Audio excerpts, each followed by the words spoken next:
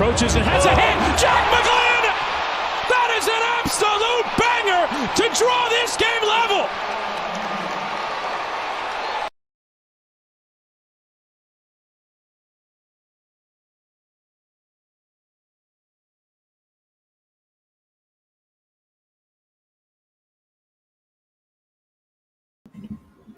What is up?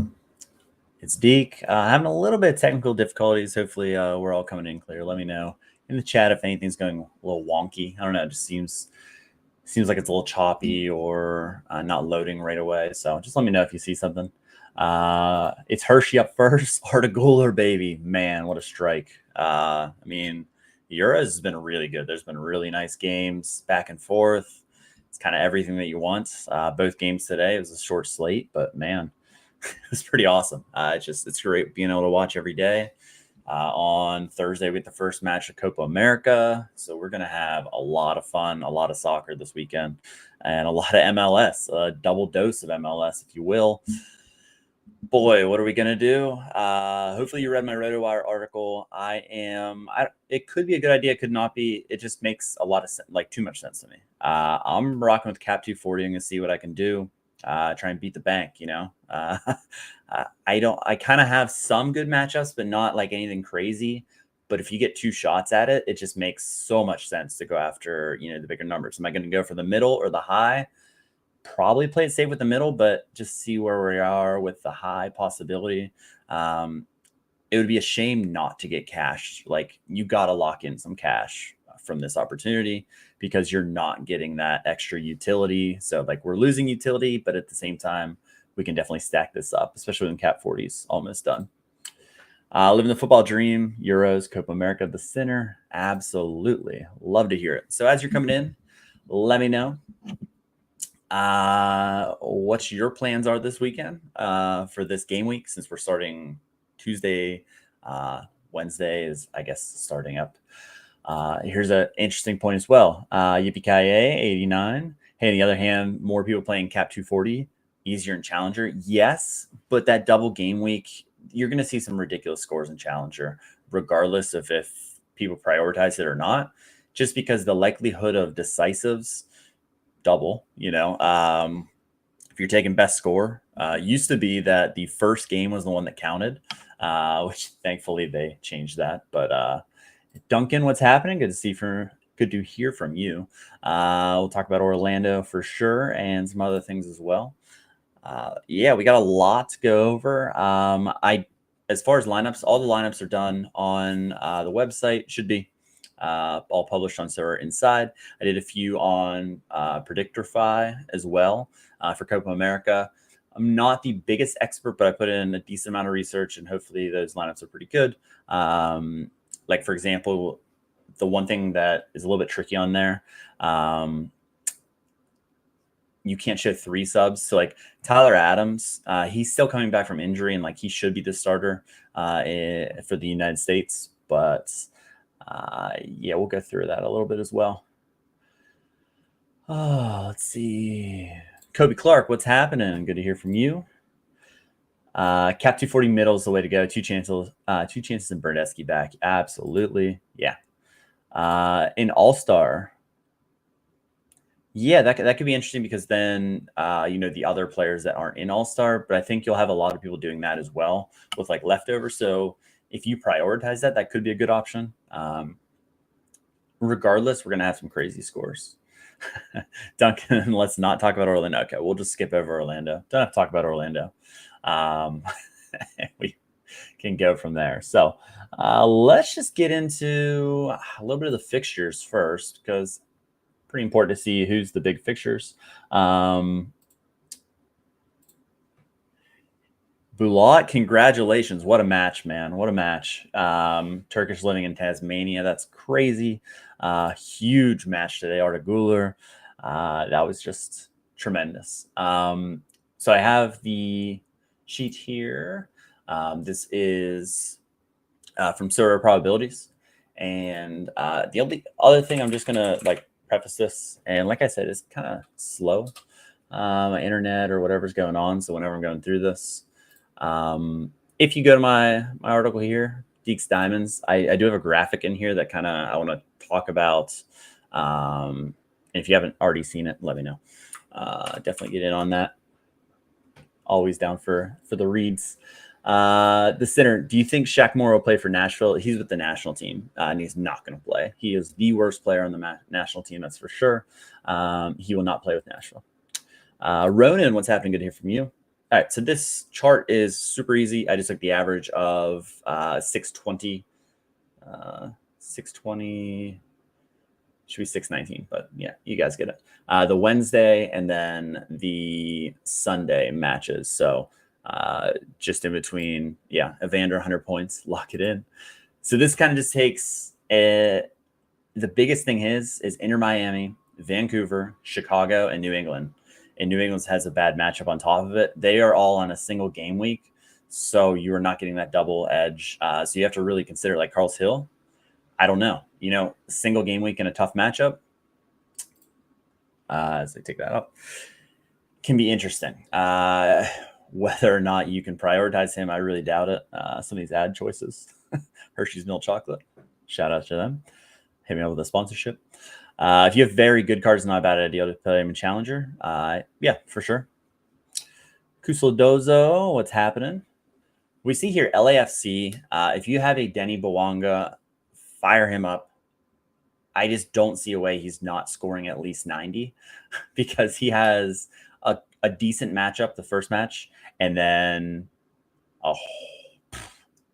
almost 80% in the MLS is crazy. So you have that going for you. Man, it just Bawanga should smash. Cincinnati guys should smash. I'm more looking like on the back end. Celentano, they have 3 center backs that are probably different playing because Miles Robinson's out and Miazga's out now. A lot of interest there with some of these guys. Obviously, Lucho Acosta. So you look at those two teams, Bawanga, Acosta. If you have both of those guys, I don't know. In my thinking, if you can fit those two guys in the cap 240, you give yourself almost a lock at hitting the middle threshold. Honestly, those two guys and whatever you build around them, because you got 2 chances with everyone. I don't have either of those guys. I wish I did. I've been planning to buy them forever and just haven't. And prices keep going and going and going. Columbus, I have Schulte. I wrote about him a little bit. Interested in him because he's a 42 cap. Pretty solid matchup. Again, 75% that second matchup. The Red Bulls, 2 solid matches. St. Louis is up here, but man, they're just a shell of a team. I don't know if I agree with these, but they are 2 home matchups. Then you have your usual suspects, Chicho Arango, Benteke. But if you look at Fripp did, Sorare USA did the yellow card accumulation. If a bunch of these guys get yellow cards, they miss that second game. So that throws a little wrench into plans as well. So Ricky Puig is rolled out tomorrow. Whether or not he plays Saturday is yet to be said. I think they're going to take it easy with him, but I think we might see him Saturday. I'm personally not playing him as of now.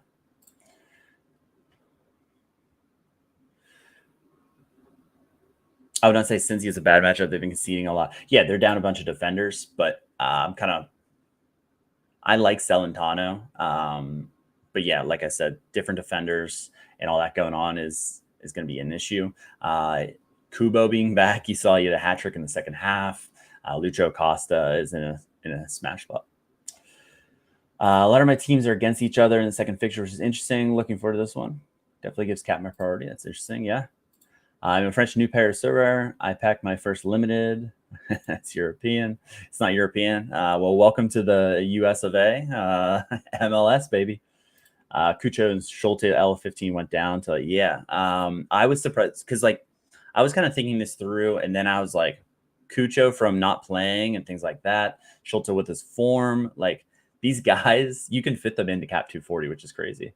Yes, in the transfer window, there are new signings. Let's go and check on St. Louis because they have a lot of a pretty max exodus, if you will, and they have a lot of guys that are out.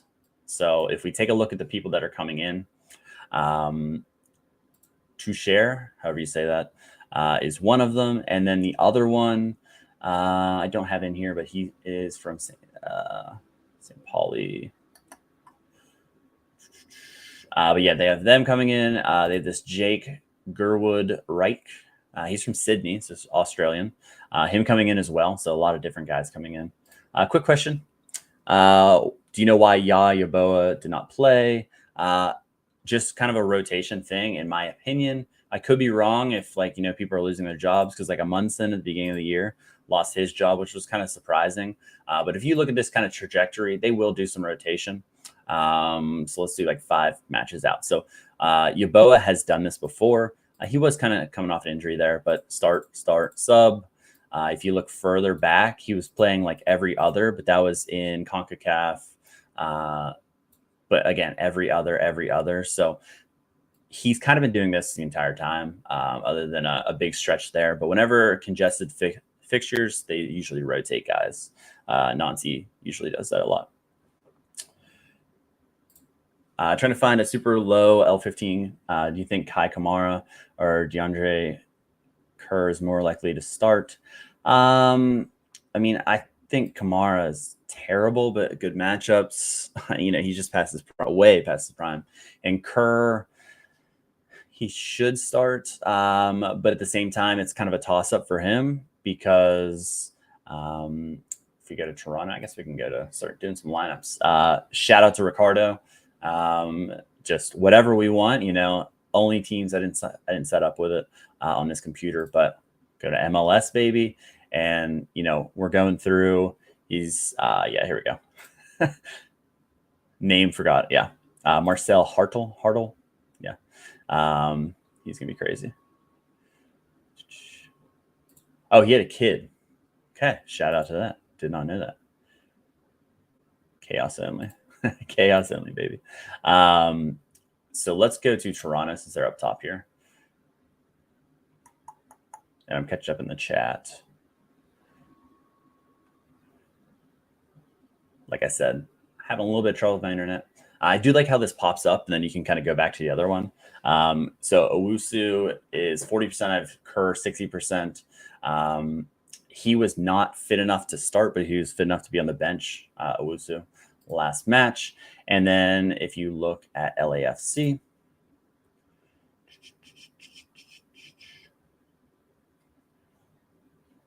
again, this isn't the site. This is whatever's going on with my current website, or my current Wi-Fi situation. So then I have 60% as well on Kai Kamara, but he just kind of stinks. Like, he's very goal dependent, and he's just not scoring whenever he gets the opportunities. But you would think in these matchups he would get those opportunities. Which players are 1 yellow away from suspension? So if you go onto the MLS website, let's see if I can navigate there. It is the suspensions report, down somewhere on here, but thinking league reports. Yeah, league reports. If mine will load. League reports, and then there are different things that you can look at. And one is, it'll have everyone that's 1 away from a yellow, and then everyone suspended. So it's the suspensions. Again, I'm not really sure what's going on here, but you can see competition. There we go. You can kind of see through here, player availability report, disciplinary summary. This is the one that you want, and then it takes you here. So these are all the guys that are suspended. This is usually only updated like 1 day before, and then they had some formatting issues, and you would think you'd look at that, but this is peak MLS, what they do. These are all 1 game away, and then it's a pretty hefty list here. So if you navigate to here, these are all the guys that are 1 match away from the suspension. So if that helps. Let's see. Any idea about the Canada lineup? Yeah, so we'll go to there. Again, I wouldn't consider myself a huge expert, but like I put the time in to kind of track who's who. So on Predictify, can never get the name right. I am on here, and I did the Canada lineup. So basically, it's pretty straightforward for me, other than maybe a couple things, just based on what they've played. The last friendlies they've played this way, pretty much the last 3 matches, I believe, looking back. Again, these are just like rough estimates. I'm not an international. I am more confident in my MLS, but for Canada, this is kind of what I see. I don't really see any other way, unless like something from training or something, in between. Crepeau should be the starter. I put 20% for St. Clair, but I mean, Crepeau should be the starter. It's hilarious. You got a clean sheet finally whenever you left MLS. It's just too hard to keep a clean sheet. Bombito should start, which is kind of crazy. That's peak MLS as well. The rest of the positions are pretty set in my opinion. But again, you can go over to Predictorify. Check that out. You have a Hartle in season. Yeah, sweet. Being a season ticket holder is going to pay off. Let's go. That's awesome. Tropical Storm. Yeah, we're going to talk about that. ATX, thanks for coming in. Yeah, Tropical Storm. Always read the notes, baby, right? So if we go to Sorare Inside, one thing I like about Sorare Inside is I can put notes on here, and Tropical Storm is coming through Austin for that Wednesday match. But even with that, yes, it would be terrible to get those off. You're looking at that Saturday matchup for sure. Ricardo, what's happening? Good to hear from you. You see what Herdman has been saying about not happy with the team a lot. I saw little clips. I haven't read too much as Hershey about it. I just know like some of the form, like that last match against Chicago was unbelievable. I never saw that coming. That's for sure. Are the lineups on RotoWire yours, or is there somewhere else I should be looking? Yes, I do the lineups on RotoWire. So if you're ever like waiting for my lineups, you can do that. But sorarinside.com, that's where you can get all these. So like this site here, right now it's all free. So like if you go to Toronto, it has all my in-depth, and then let me highlight or take off the column. But it has all these here. It's a really, aesthetically pleasing website in my opinion. And then it has the notes right here. So like the one thing about Play Sharper, like it was in the comments, and then you'd have the same questions. It's all shown at one page. I really like it. So visually, it's really nice. Tubbs is cooking in DC. Yep. Their back line, man, they have nothing. I need a low point and found out about Kyrie Shelton. Is he a guaranteed starter? He's not a guaranteed starter.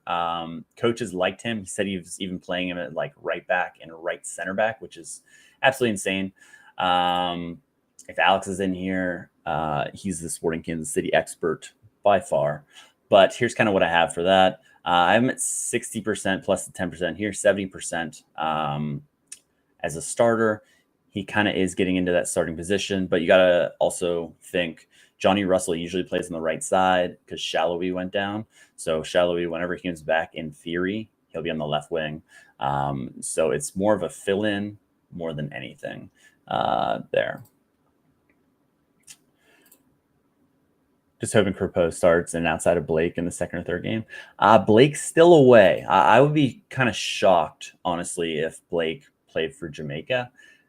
Shocked, but he is kind of progressing, but I don't know. Here we go. Let's ask the Columbus fan in here what he thinks. Do you think Morris will start these two matches? I think for sure the home game. I have him at 70% this match week. He's been training. I think he'll play. Like he loves the club. He's not going to pull a Carranza, or will he? Knock on wood. And then just bolt because he's still training and stuff. But that's kind of what I think. Do you think Cameron Harper can start both matches? I think there's a possibility he starts both. Could he be rotated? Sure. Big thing here is Forsberg. Forsberg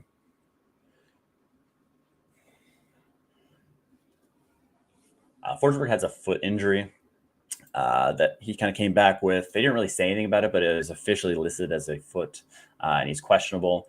It's a toss-up. Wiki Carmona would be the guy that would start on that left side. If he starts on that left side, it opens it up for Harper. Harper should start. He's looked good. He hasn't really had any fitness issues. And then if you look at his minutes, again, this sheet, it is pinned on my Twitter. Shout out to the one person that's in here. But if we look at Harper, let's see right here. Since coming back, he played 90 minutes and he played 84 minutes. So that is great. That pretty much tells me that he is fit and he's good to go. So that's what you love to see for sure. Hello, SR. Thanks for coming in. It's Beavers time, right? Yeah. First match. It's a Wednesday. It should be Beavers time. Will it actually be Beavers time? I guess we'll see. But it should be Beavers time. So if we take a look here, I'm at 75% and then McMath at 25%. McMath plays the weekend, so you get one of each there. So if you have an RSL collection, you might have 2 different goalies there instead of, playing 2 different lineups. I feel comfortable with, both of them starting. So that's in my opinion.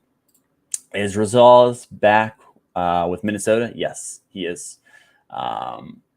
He is back. He sat out his suspension last match. That's why he was out last match. So we go over here. So he was out with Honduras. They allowed Honduras players to come back that were in MLS to skip that friendly nose on the 16th. And then he sat out his yellow card accumulation. So he's back. Padelford was out with a concussion, lasted 7 minutes. It was a quick one. He clashed with Alex Roldan. Both of those guys are out. So yeah, he's back. He should be starting because they don't really have anyone else at that position unless they kind of make some adjustments and switch the formation around. Yeah, Waterman called up late. Was it Junior Hoylett? Was the guy who backed out or got hurt, whatever happened. But yeah, Waterman got caught up. That really, really, really hurts Montreal. They play the Red Bulls at home, and then they're that fixture you want to really take a look at. They have Corbo, they have Alvarez, and they have Sosa, which are all solid opportunities or solid guys. But they're missing George Campbell for the first match due to suspension.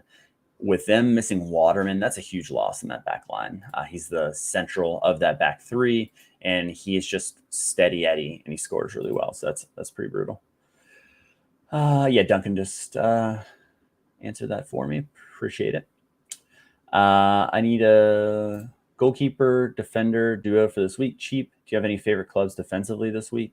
Honestly, you can go with pretty much any team because if you have two matches, as long as they're part of the double game week, I think you can go a lot of different places. If you look at my cap article on RotoWire that I pulled up, so if you go to rotowire.com, click soccer, and then go to my Deeks Diamonds articles, it's a bunch of capped players, which are usually a little bit cheaper. So if you can take a look at those there. Kramashi left the pitch. He did, but he wasn't on the injury report that was listed today. So that is solid for me. He should start. With the lack of options they have, he should start. Look at all these guys that are out, or, Aviles has a 2-game suspension, so he's going to be out both they only play 1 match. He'll be out the following week. Suarez, Messi, Rojas at Copa America. David Ruiz also suspended, out for the year. And then they have all these guys questionables as well. Wiegand was a surprise. So that kind of throws a wrench into things. If Gressel has to drop back to play right back, we could see Sunderland starting, Bright maybe even. This is a team that also beat Philadelphia. Yikes.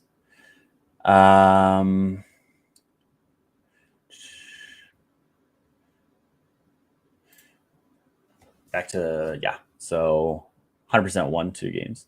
70% he starts both. Yeah. Sorry, I'm just catching up here. Good to see some familiar faces in here. Love it. Charlotte versus, there you go. That was the answer for that question. That's a good combo there. 2 opportunities, very great. Yep. Kalina and Melinda to my first podium at the expense of my sanity. Let's go.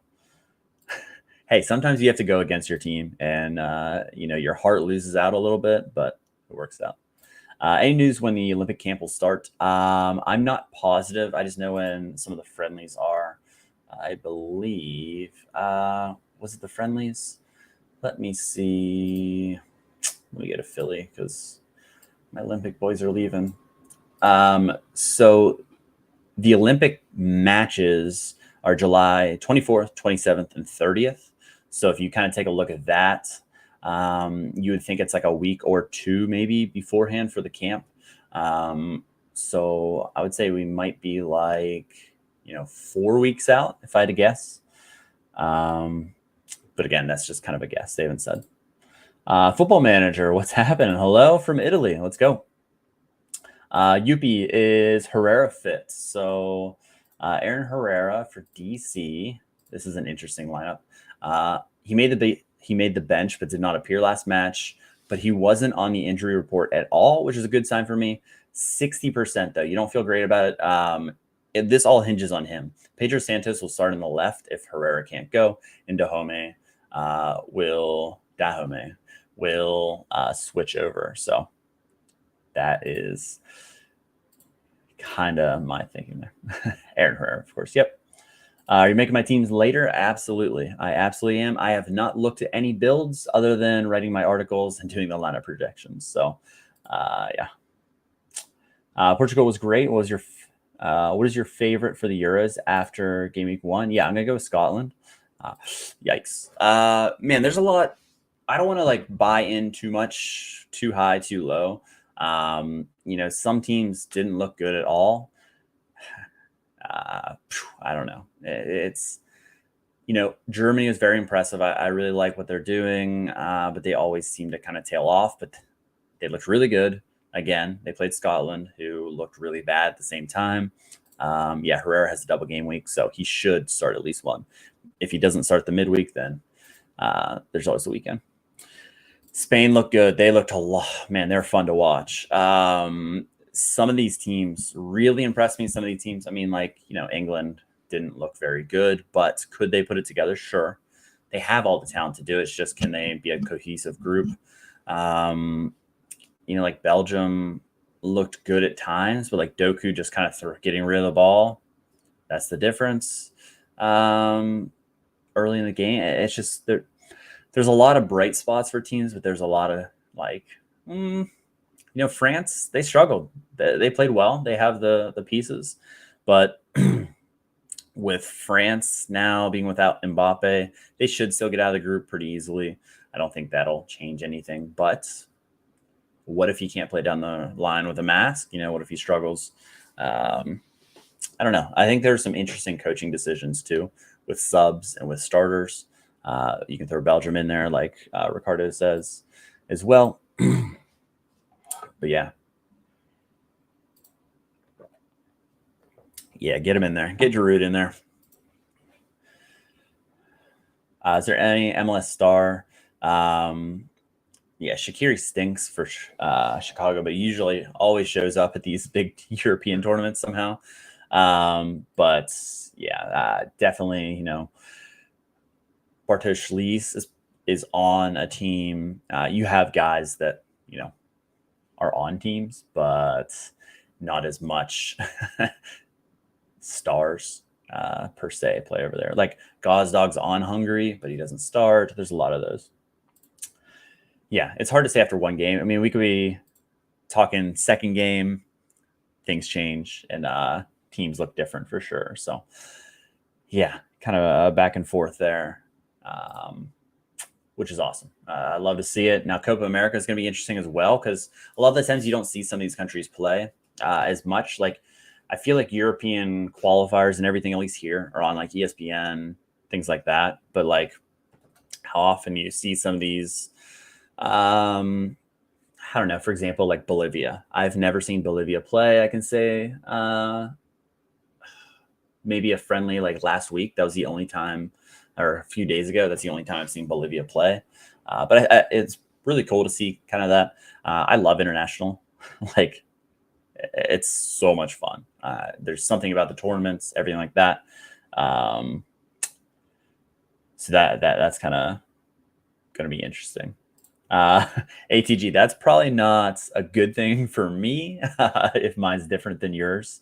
I had some trouble. I was kind of going back and forth. Are they going to play the hot hand? The back line, I have a lot of confusion about. So I would go with his. If you don't follow ATG on Twitter, you should probably do that. He's a Sporting Kansas City guy. So make sure you take a look at his lineups and always go over those before you go over mine. Yeah, we got USA. The Brazil draw was good, but yeah. Tillman, one of the best SFI players on the platform, but doesn't start with the US. Are we talking Malik or are we talking Timothy? Timothy is back with LAFC. He didn't make the cut, got sent home, and he was in the lineup, didn't have that happening. That was one of them. Is there a hot hand for Sporting Kansas City? Maybe the least cold hand? Alex, what do you got on that? Guys contributing. Let's just say that. Like, oh man. All right, so let's start kind of combing through some of these. We'll kind of go through kind of quickly, whenever you have any questions, things like that, we'll go more in depth. Keep hitting them with me. We'll bounce around, but I'll try and get to just kind of through all these.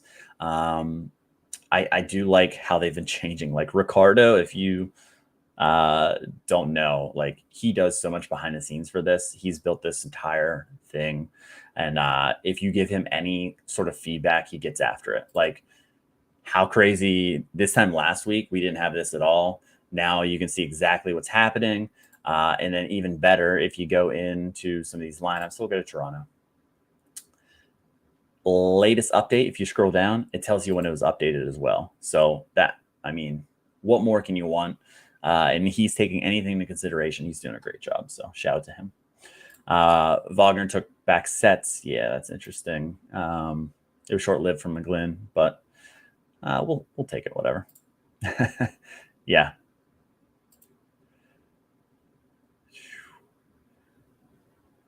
So Toronto, let's start here because in the back, that he's fine.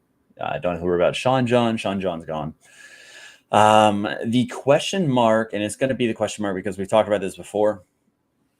Matty Longstaff, Coelho, and Flores, usually they've only started all three of them together twice. And that was due to Bernadeschi being out. And you usually won't see them out. So Longstaff should be the guy that sits. It's kind of like a rotation, but it's a real toss-up between the guys. If there is an actual rotation, as it was already said in the chat, Herdman's kind of ripping, so we might see some changes. A couple guys are coming back from suspension, like Gomes and Bernadeschi. They should be in there. Insigne and Bernadeschi finally playing together. I feel like they'd never play together. Etienne Jr., I'm not the biggest fan of him, but he's been playing a lot. And then Kerr, we talked about that toss-up there. Marco, you know what? I did not submit it. So after the stream, I'll put the Whitecaps lineup out there. So yeah, I definitely forgot because they only have one game. I forgot to submit that one. If you want to go on RotoWire, I have a kind of a blank one on there. If you go on RotoWire, you can see what I have as the starting lineup, but there's no like extra information like you see on here. So sorry about that. Forgot to submit that one. I was running a little bit time crunched, and I think I just forgot to submit that one. Nashville. So this is a very important midweek in seeing what the interim coach does. Last coach did some wild stuff in the midweek and just rotated everyone. So that's why I was kind of a little bit hesitant, but McNaughton and Leal are still out, been out. But you got Shaq Moore, you got Godoy, you got Schaffelberg all at Copa America. So that kind of makes it less chance of rotation, especially at like this spot here. Should be Bauer, but like Skinner would be the backup. I don't think Skinner's going to get a start. He shouldn't. Coleman, is he going to start over either of these guys? He shouldn't, right? Lovitz, should he, get rotated? He shouldn't. Where I could possibly see the rotation would be Sean Davis and Anunga. This seems like a spot where he gets some burn. I like Yearwood here. He can play up here as well, but Hani Mukhtar's not going to get rested. Shouldn't. Then you got Mule and Tyler Boyd. Ajago, however you say that. He's been playing with Huntsville, the MLS Next Pro side, and he's been in pretty good form for them. He's been called up. He takes up an international spot, but with some of these guys out, they have that open international spot, so that's why he's playing. So maybe he gets a start. That could be interesting, but probably just off the bench. He scored in the U.S. Open Cup. I think he had a brace. He's interesting. But other than that, then maybe you see the Bunbury start and a Surridge off the bench. But again, new interim manager. We don't really know what's going to happen here. So that's kind of the interesting part of that. Yes, I'm building lineups after we go through these. So I'll show you where I'm going with. I honestly have not like really looked into it. I've only like done my article and like I know a lot about the slate, but I haven't really got into roster construction. So I like kind of doing it here and like bouncing ideas off you guys. I feel like while the results have not been good, like last game week, 3 out of my 4 top lineups were dead about 2 hours after, with the Carranza news, as well as the Ricky Puig news. 3 of my top lineups were just dead. I was playing for nothing all weekend. So that was not ideal. So let's hope we do a little bit better on this full game week. Zimmerman has been good. Yeah, he has been good. The old DP on the back line. Let's go to Charlotte. Charlotte, Trippin' Bees, Charlotte FC. If you didn't know, the article got a little press for Charlotte. I like some of these capped options for Charlotte. I like the 3 up top. I think they can get decisives, and if you have 2 matches to get decisives, I think it's worth a look for sure. The back line is what has been getting a lot of looks. Several of you guys in the chat said about Kalina and Malanda. Malanda just put up 100. He did make the article, put up 100. You love to see it. But that Ricky Puig dropped down. He was that 0 that I got. It would have been my best week, but Ricky Puig 0 crushed it. Couple question marks. They've been rotating a lot, but now Bronico has started like I think 3 matches in a row. So it seems like he's kind of carving out that role. Could we see Pekovic? Sure, we could. Very, very decent.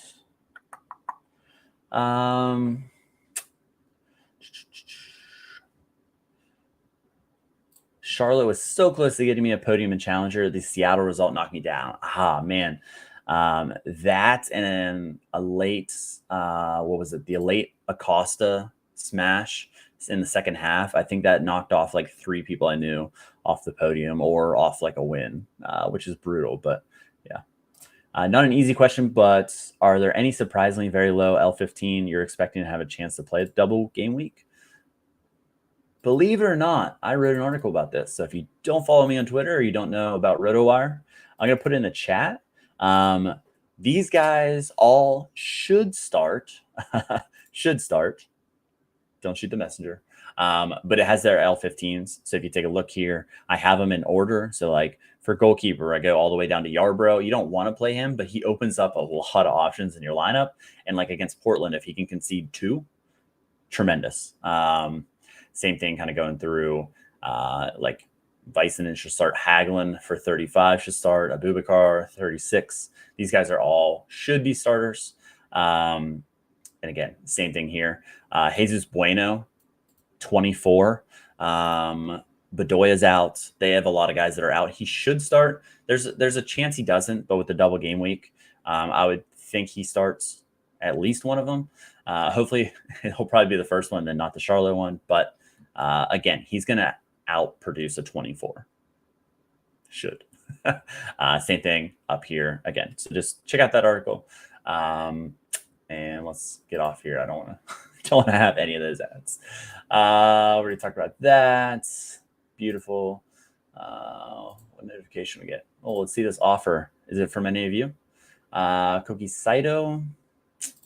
Not gonna look at it, but I just usually reject. Okay, where do we leave off? So yeah, I like Vargas. I like Ajiman. I like Abada. Will Daniel ever be back? And Marcinkowski, they have major injuries that they're coming back from. On my Twitter, take a look at this. Any information that I find, I put it on here. So if we go to San Jose, you'll look. Daniel had surgery on 3, so it's March 27th. He's out 4 to 6 months from there. So you're thinking July or later. But yeah. Marcinkowski, that was an ACL last year. So that was at the tail end of last year. He's looking at kind of like the same time frame to come back, I would think. But yeah, gonna be well. Ajman let you down. Yeah, he's goal dependent. Vargas is playing well, and Malanda for sure. Yeah, Ajman, he's either gonna score or not, but I think he plays really well. He battles for balls. He shows a lot more heart than Capetti ever did. So I own him. I know it's been kind of terrible lately, but yeah, I like him. And also what I did on here is I put the other match. So this lineup prediction, it shows here. So the first one, Orlando. We said we'd not talk about Orlando. And then the other match is at Philadelphia. So that kind of gives you a little heads up there. Do we want to talk about Orlando? I'm going to briefly go over just because one talking point. I'm interested to see what you guys think about this. Taka Slayer and Duncan. So the coach doesn't like Ojeda. We've talked about that week in, week out. But with this rotation, I pretty much have a lot of the same players. But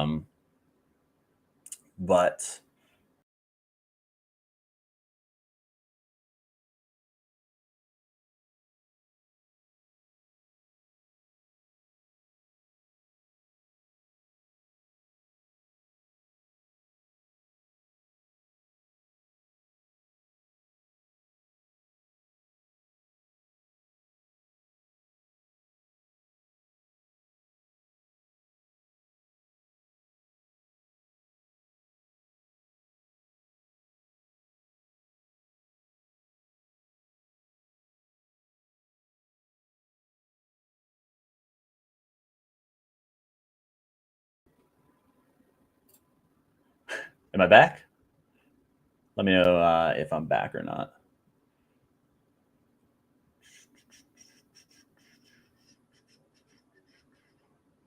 We back. All right. Yeah. Yeah. Like I said, my internet has been terrible. I don't know what's going on, but so if I got cut off, I apologize. So I clearly got cut off. Let's get back into it. So yeah, thanks for letting me know. Before I rambled on for like 20 more minutes. Ricky Pooch is out. So he's out Wednesday. He'll be questionable for Saturday.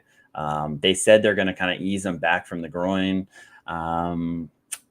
So we'll see on that. I don't think I'm going to play him. That's kind of where I'm at right now, which is a shame. So, yeah.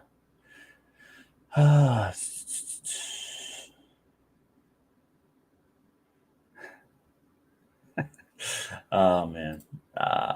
Yeah, moving on. Montreal, we talked about already, but I do want to talk about a couple things with Montreal. Everybody's getting back, so very important here. We got some people coming back, and Opoku is on his way back, but Kokoro is on his way back. He'll probably play 45 minutes. Will it start? Will he start? Will he not? You got Toy that's back as well. Raheem Edwards coming back from that knee laceration. He wasn't on the list there. And then you're going to have the DP Victor Wanyama most likely, and Saliba, who I like. And then, maybe you have the same guys running here again. So Paintsel is back. Are we thinking he starts? Let's go to the Galaxy. Let's just jump right into them. 70%.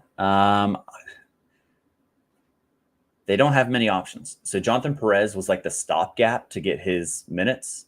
He got hurt as well last match. So they don't really have a guy unless they play Peck and then like Lepley or like Cuevas moves up to right mid, which are all terrible options, or they change the formation into something. They don't have many reinforcements. So I think he's good to go. Like I think they were they wanted to give him a certain amount of time. I think he'll only play 60 minutes max, but I do think he's going to start. And the other one's at Real Salt Lake. Not a great matchup, obviously, but they are known to give up some goals. So you have Petretta at 70%. Make sure you look at all positions. 70% here, and then there's that 20% at left center back. So if you add those together, I do it so that it shows where he could possibly play the different positions. So 90% on him. No news on him. Marshall Ruddy, like for example, I have 30% here for 10% here. That'd be 40%. So hopefully that helps out. Yeah, I expect Joseph Martinez to get back as well. So another one that I don't think he's in the mix to start, obviously, because he's coming back. But he's in the mix as well. So once they get all these attacking options, Kokoro was like the starter, but like Opoku in one of these positions, depending on who's out of form, that opens up their attack as well. So yeah, that's kind of where it could get a lot better. Then if you bring back Piet and Choinier into the midfield, then the team doesn't look as bad. They've just been struggling with injuries. Phil Saint as well. Kind of go from there. Woody, shout out. Thank you. Hopefully he scores well. Hopefully. But in theory, he should be pretty solid. Portland rotation. First fixture, everyone should be fit. Bar Loria, yeah. Loria. Where are we at? Portland. Yeah, so I mean, obviously you have Crepeau, Kamal Miller, and Arujo out, but everyone else is fit. Could there be? Sure, there could be. But kind of Diego Chara was out with suspension, so he'll be back.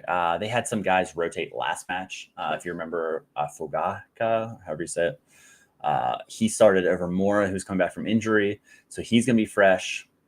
And then like they don't really have any other options on the back, so they could rotate, but the 80% guys, there is that 20%, but in theory, I don't see a ton. Oh man. Yep. We have Miller at 20% for the first game. Do you think you get a start with DC poor form? I put him in at that just because of the poor form. Like if you absolutely just keep conceding four goals or like 3 goals, you got to maybe get another look. A lot of other teams have gone a lot quicker leashes. So that's kind of why the 20%. I think they'll stick with Bono, but could be wrong on that, at least for the time being. New York Red Bulls, we talked about already. There could be some rotation. But the quote was little rotation on Wednesday, but it'll be likely for Toronto on Saturday. So I'm expecting a pretty similar lineup to what they just played. And then on Saturday, we'll see some rotation. So some of these guys won't play 2 matches. So that kind of makes me think that like your Andres Reyes will start maybe for Noah Dylan Nealis, Kyle Duncan, they go 1-1. Maybe Harper goes 1. These 2 guys should play just because there's not a lot of other options. But maybe Corey Burke gets a start. I wouldn't think Julian Hall will get a start, but that's kind of what I'm thinking about on Saturday. DC, we talked briefly about him. I don't really think there's much more to say about him. Pirani got his green card, and he could be an off-the-bench guy. Jackson Hopkins was the guy who was the surprise with a back injury. He's a doubt for Wednesday. I think he's actually been ruled out. Been ruled out on Wednesday, but he could return on Saturday. Yarbrough, to play or not to play. Yeah, it's not all his fault. He hasn't been good either. But if we take a look at San Jose, look at the center backs. That's kind of, you don't have Rodriguez. You don't have Bruno Wilson. So you're playing Tanner Beeson and Daniel Mooney. Akapo's questionable. So you could have Paul Marie. Vitor Costa is at least healthy. But it's tough at that back line. You're missing Guerrezo with the national team. It's the front 3 is fine, right? It's just kind of, it's always going to be the back line. But that at LAFC, even though you're getting 2 matches, you got to just basically think that's going to be a 0. But if he doesn't concede 2, if they lose 2-1, that's great. You're probably going to get some AA. It's probably going to put up a 50 with that cap. He's going to be just fine, but there's a lot of risk there. And then this Portland match, Portland can score, but again, if it's like a 3-2 or a 2-2 or whatever, X to 2, if you only give up 2 and you don't get that negative decisive, I think he's in play for 50 points. I really do. Just the amount of volume he gets. But that's a big what if and a big question mark. Atlanta United, they got some question marks as well. All these teams, I feel like, have question marks. So as far as them, it's tough what they're going to do. Mascara was kind of the guy who's filling in as the starter for Lobanese. He got hurt, so he's out. So we could see Caleb Wiley play that left mid position, or like Jonde, his left mid is where he usually plays, but this right mid is open. We saw Luke Brennan come in for his first appearance, and he played, almost the whole match after Mascara got hurt. So he's firmly in position. But if they don't go that way, I do think we might see Caleb Wiley. Another midweek that they had, Ronald Hernandez switch, and they did play Wiley up further into that kind of left wing / left mid role. On the back line, Gregerson is listed as questionable, but I'd really doubt he plays. Early starts, I don't think he's in consideration for a start. Dax McCarty's been playing pretty solid, but Fortune could start over him. And then Rios has been starting over Tiare. But yeah. Do you think Bernardeschi and Insigne play both matches, or who would you suggest is a better captain choice? I do think they play both. Yeah. If they're both healthy, I think they should play both. I don't think they'll be rotated unless they get suspended. Bernardeschi is probably good for another suspension. He just always does it. Man, I like Insigne a little bit better. I do think he can. Both are good plays, in my opinion, whenever they're in the right matchup, but I prefer Insigne a little bit. Tim Parker, only one match. Yes, only one match. Andy Black, what's happening? Do you think we'll know if Forsberg is in the starting 11 before the deadline? No, we will not. Unless we get some sort of information tomorrow morning, which I don't know. This is weird because tomorrow morning is actually match day. So I don't know. I can't remember. Have we been in this situation where MLS has played the Friday matches, but we don't get information then. We just get availability reports. So yeah, I doubt we'll hear about Forsberg. So that's tough. He could play the weekend, but again, there's some glaring risks that I feel like you don't have to take with a double game week. Inter Miami, we talked about. Just Heat, what's happening? Yeah, or Yarbrough just puts up a 0 against Portland. He concedes a penalty, and they score in the penalty. Very, very good chance that happens. Already talked about that actually, but if you have any questions, let me know. Don't want to kind of double talk on anything. Columbus Crew, the kind of question mark, but it seems like they do rotate no matter if they score. So Ramirez scored, but they've Nancy's rotated a bunch of different times. I looked and somebody scored, but then they still rotated. Didn't really matter.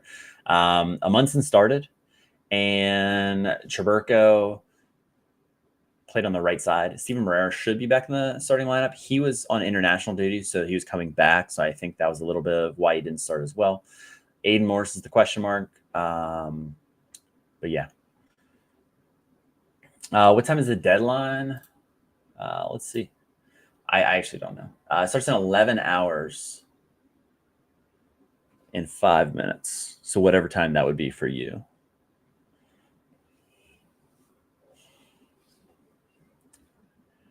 Yeah, this is a good point for sure. You don't want to use that doubt, right? If he somehow doesn't start both, you're just wasting a huge opportunity to get some money from Sorare. That's why I'm going all in for Cap 240. Do I have the players to do it? Maybe, but we'll see.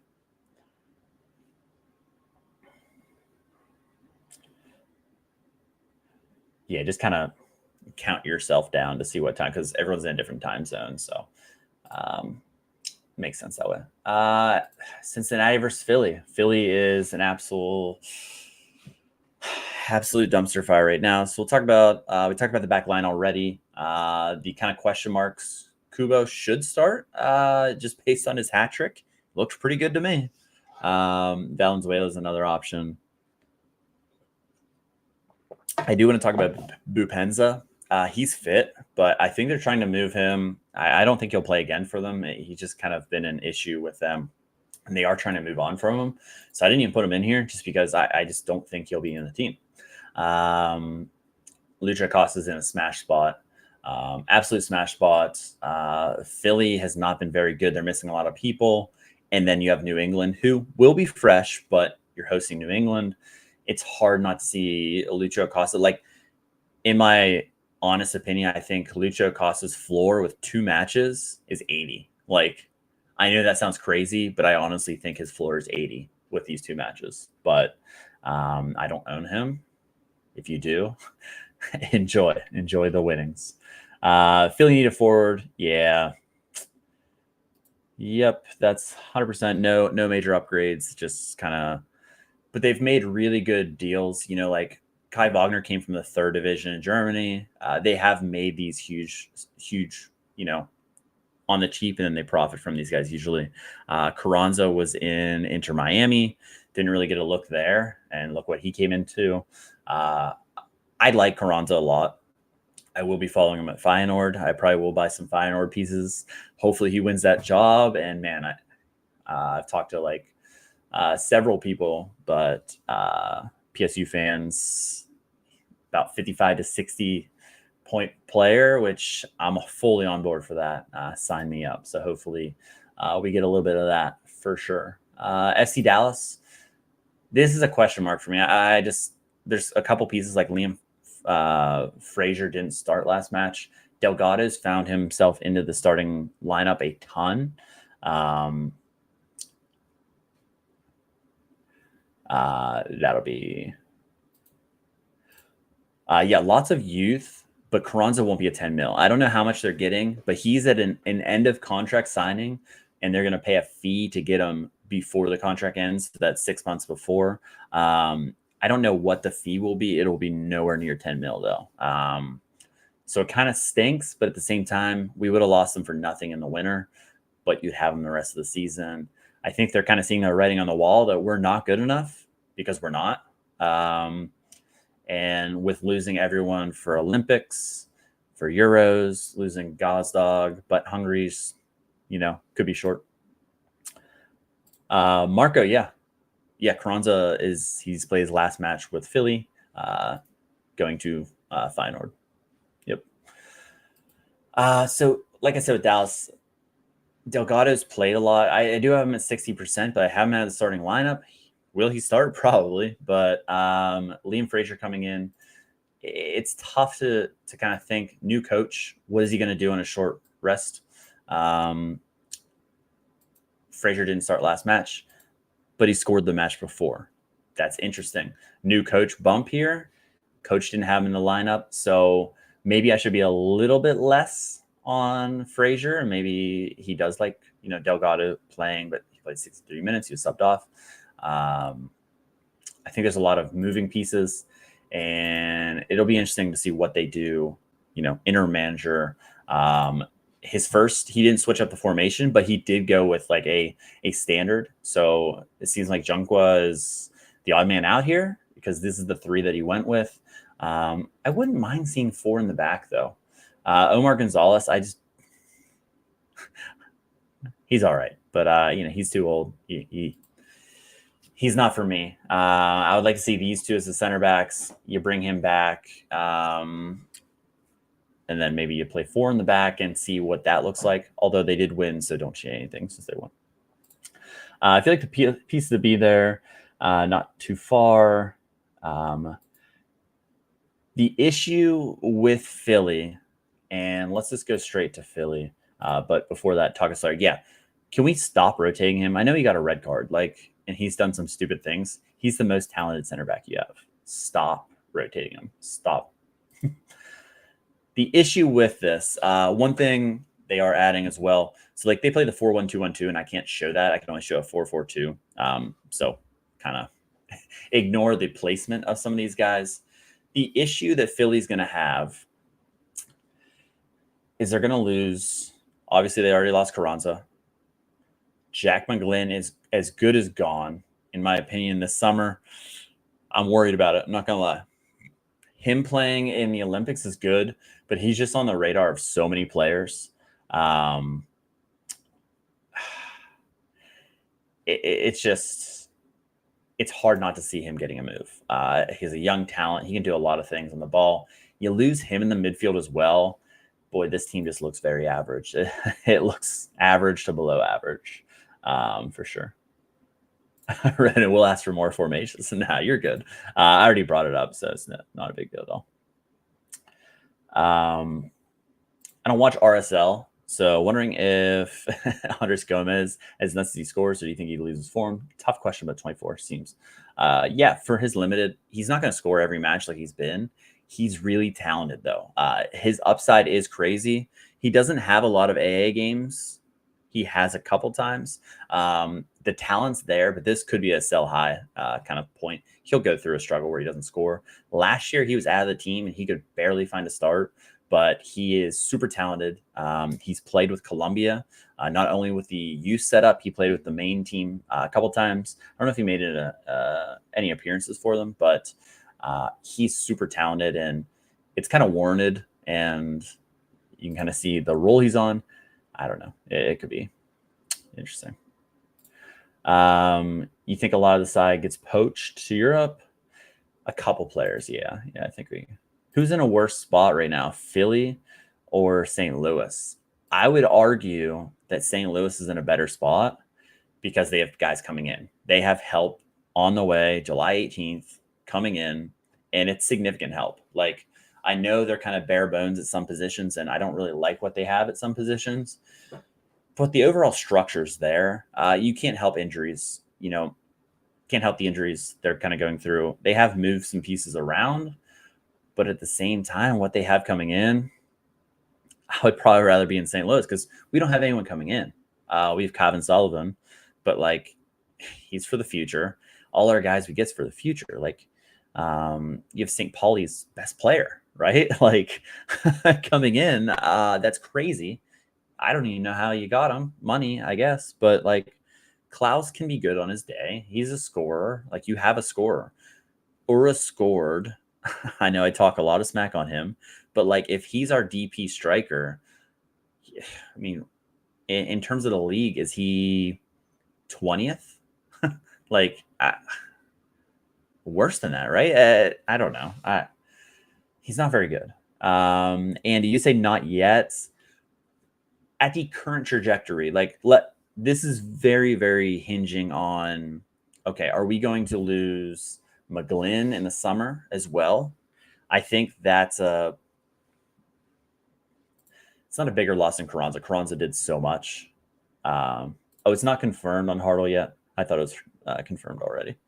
I gotcha. All right. If that move happens, I would rather be them. Yeah, I was kind of I thought it was done because that international move that he was gone. That was a quick stay. What he went to Ronders in Denmark, right? I don't know. You see how the back line looks. Glesnes has looked better, and Elliott have looked better, but Harriel's talented. He is, for sure.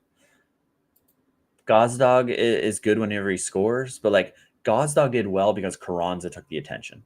Whenever Carranza was out, Gazdag was nowhere near as good. Maybe it's just the pessimist fan in me. Blake needs a return. Blake needs a return and like have some form and not just stare and watch the goals go in. Like if he's falling off a cliff, I know he signed an extension. Whew, let's hope it was just an injury bug. And yeah, I don't know if we'll make the playoffs. I just stick Gazdag at striker and pray. Yeah, that could be very interesting as well. But yeah, let's get to somebody that their roster construction is crazy, and I can't believe it worked. But Minnesota United, like, who'd have saw this coming? I know, they've had bumps in the road for sure, but there's a lot to like. It's nice to see Sang Bin doing well. It's just some of these guys, it takes a year to get under their feet. The couple of concerns, Padelford concussion protocol, like some of these guys, Taylor might be back for the Saturday match. He's kind of borderline. And Pookie, him coming down with an injury is interesting just because Louisei is gone with Canada. This could have been a really good opportunity for him. They switched the formation to a 5-3-2 or a 3-5-2, whatever you want to call it. Rosales coming in on the left side. Caden Clark, maybe. I could also see them like putting Sangbin there and then like starting Adebayo Smith, who came on whenever Padelford got hurt. That could be interesting. Bongi playing again.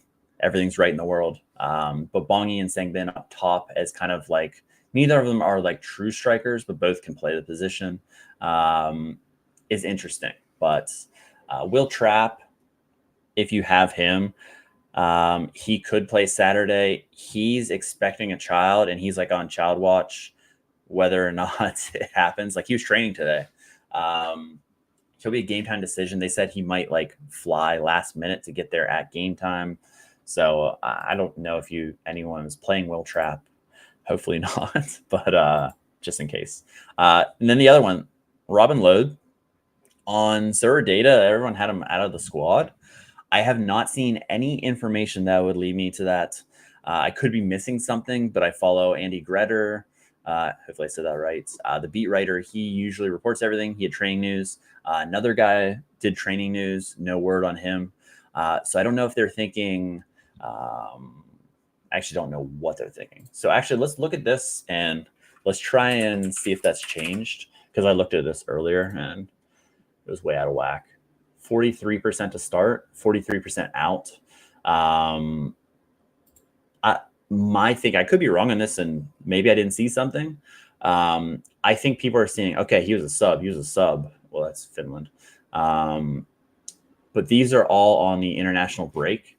He was out because of the international break, and then he played 68 minutes off of an international break. Like, I don't know if anybody else is having worries about this, but I'm not really worried too much about him. But that's just kind of my 2 cents. Hopefully that helps. If anyone was looking on him, I haven't seen anything that would kind of tell me that he's not going to be in the squad or anything like that. So hopefully that's the case and we don't have a surprise, but he wasn't on the injury report either. And we have the availability reports. So not really sure what's going on there. Sometimes you just don't know.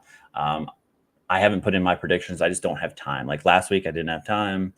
Things happen. So you never know what's going on with those. St. Louis. Let's get to St. Louis because I do not. I want to hear Just Heat and Andy Black. What are we going to see here? Injuries, yellow card accumulation. Nielsen's out. They don't have options. Like, are we going to see Wenzel called up? Nowinski hasn't played. Can he even play much there? Like, Yaro's a natural right center back. Can Blom play back? Like, is Watts going to start? I kind of want to flip Markevich and Watts, but kind of back and forth there. What do we think? I think there's just a lot of question marks of who's going to start on that back line. Tough. Any reason why they transferred? As soon as he gets the ball in his feet, he just runs full speed and loses it. In my opinion, he was better last year. He's just been bad this year. That's probably right. Not much to say. Tomorrow will be painful. Yeah. We'll just leave it at that. Don't want to dwell on on any fan negativity. But you're at home. You never know. Colorado. I do want to touch on Colorado because, I'm hoping Wenzel. Yeah, it would make sense to call him up and to play. To well on it all you want. They have this Montreal matchup at home, which is one of the better ones of the slate. I know Montreal getting guys back, but they still have holes in the midfield, which could be really interesting. And as long as, if they're going to rotate, I think it's in this match rather than the home match. So like Navarro was, I think it was last midweek, was subbed on. So could be interesting. Blum and Durkin push Lovin up higher, but don't see it happen. Yeah, I was on that team. When was that? A couple game weeks ago, whenever they were on that island game week. And that's what I wanted to see, but doesn't look like it. Davidov.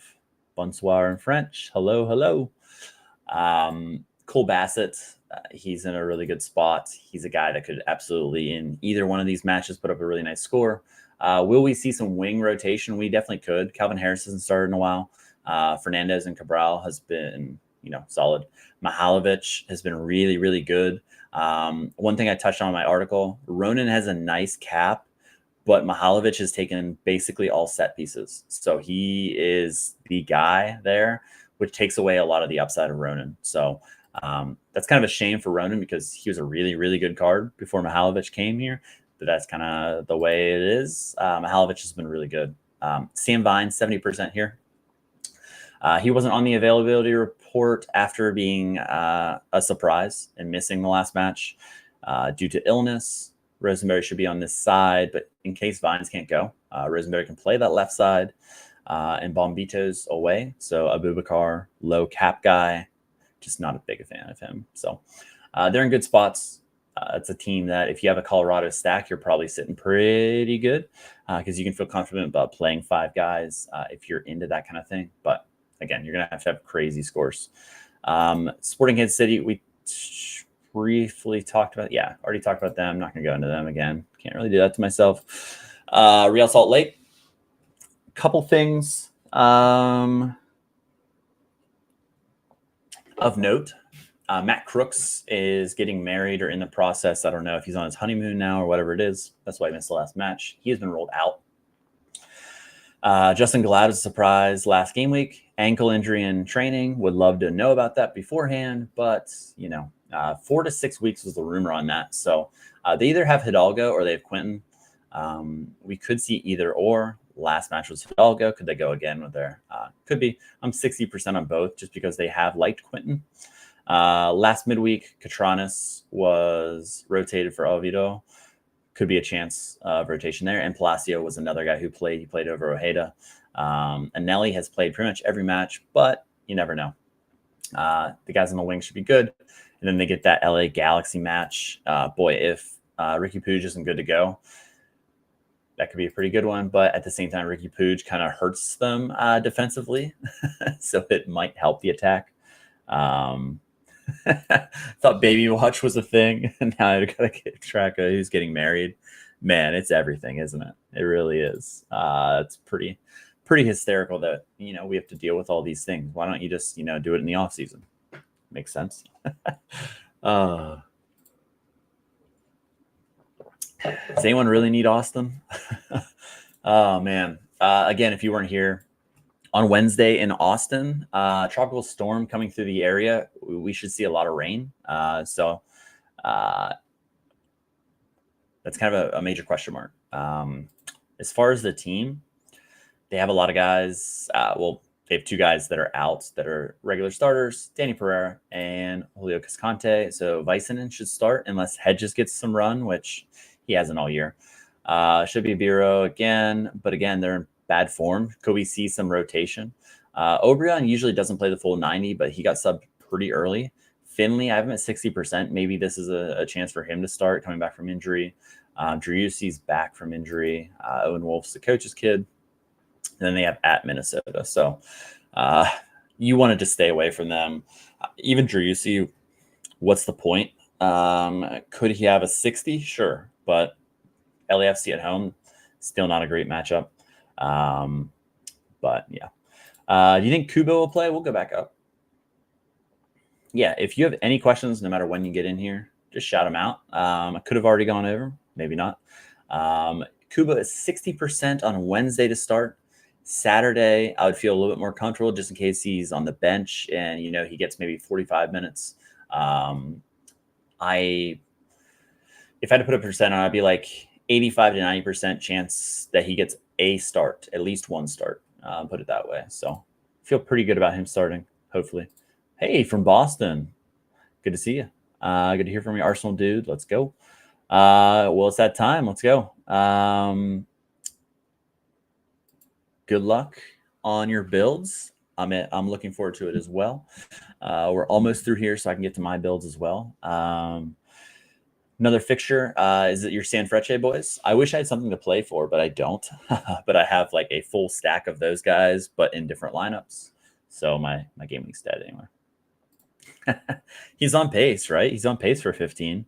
Unbelievable. Like that second half was crazy. Completely against, I wouldn't say the run of play, but like it was a pretty quiet first half. And then Acosta just flies up.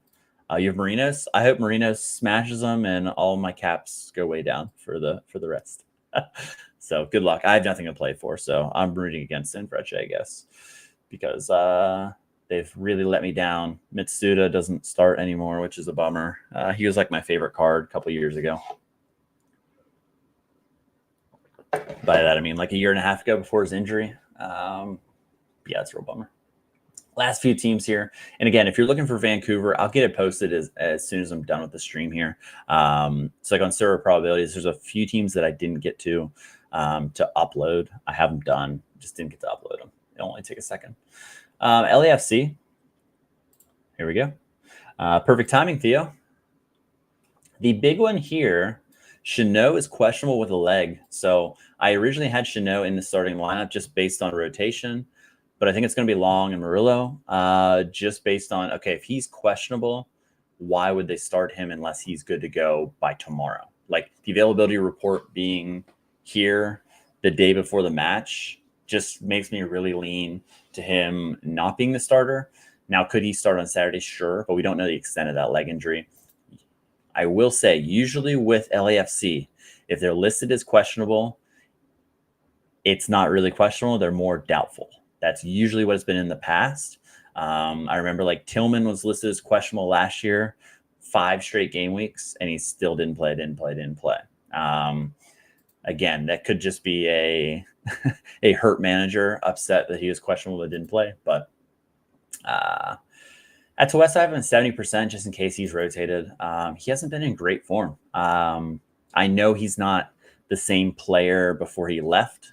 Was that 2 years ago with LAFC where he was just a smasher? It's just not the same team. It's not the same kind of thing. And then Hollingshead, he's going to start one of the games. I do think there's an opportunity for Campos to start, Hollingshead to come off the bench because they do seem to be easing him back from that injury, but it should be Hollingshead. Plenty is still holding on to that role, that starting role. But at the end of the season, I would be shocked if it wasn't Campos and Hollingshead as the starters. Just kind of trajectory. Campos is the long-term guy. He will be gone, I believe. If I can't remember if Mexico qualified. I think Mexico qualified for the Olympics. So he'll be gone during that break as well. So that kind of breaks that up as well. We talked about Kamara, Bogusz, Bouanga week. It's going to be Bouanga. If you don't have him, good luck, because you can fit him into cap mode as well, as if you look at the article. Oh, Mexico did not. Okay, good to know. I knew he was in their under 23s. I just didn't know if they did not. Good to know. Love to hear it. Houston. So I did have to change this earlier today, maybe. Yeah, earlier today. Very weird. So the quote from a presser, the coach said that Coco Carrasquilla was skipping Panama's first Copa America game, which is so stupid. But he's leaving. He's going. Like, why would you skip to play club? It just doesn't make sense. But he's gone. He's playing for Panama. Don't have to worry about him. So him being out brings in Blessing into the starting lineup. And that's what we should see. Houston has rotated in the midweek, so that is something to keep in mind. Last midweek, Daniel Steres started and Escobar moved over to the right. And Sviatchenko was the one that was rotated and Barlow started. So maybe Mikael is out, Barlow starts. No problem, Theo from France. Love to hear it. Artur and Hector Herrera they're pretty set. They start almost every game. Hector Herrera is an interesting cap piece because he's just over 50. You get 2 shots with Hector Herrera. Kind kind of like it. At DC United, who is struggling, should give up goals.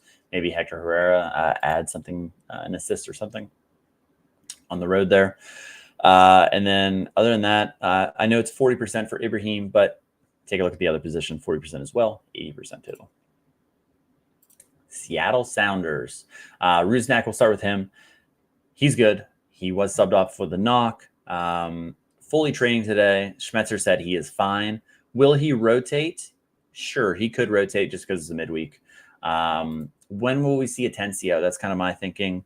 I do like Vargas. Vargas can play on this side as well. I'm 80% of Vargas, just in case there's some rotation.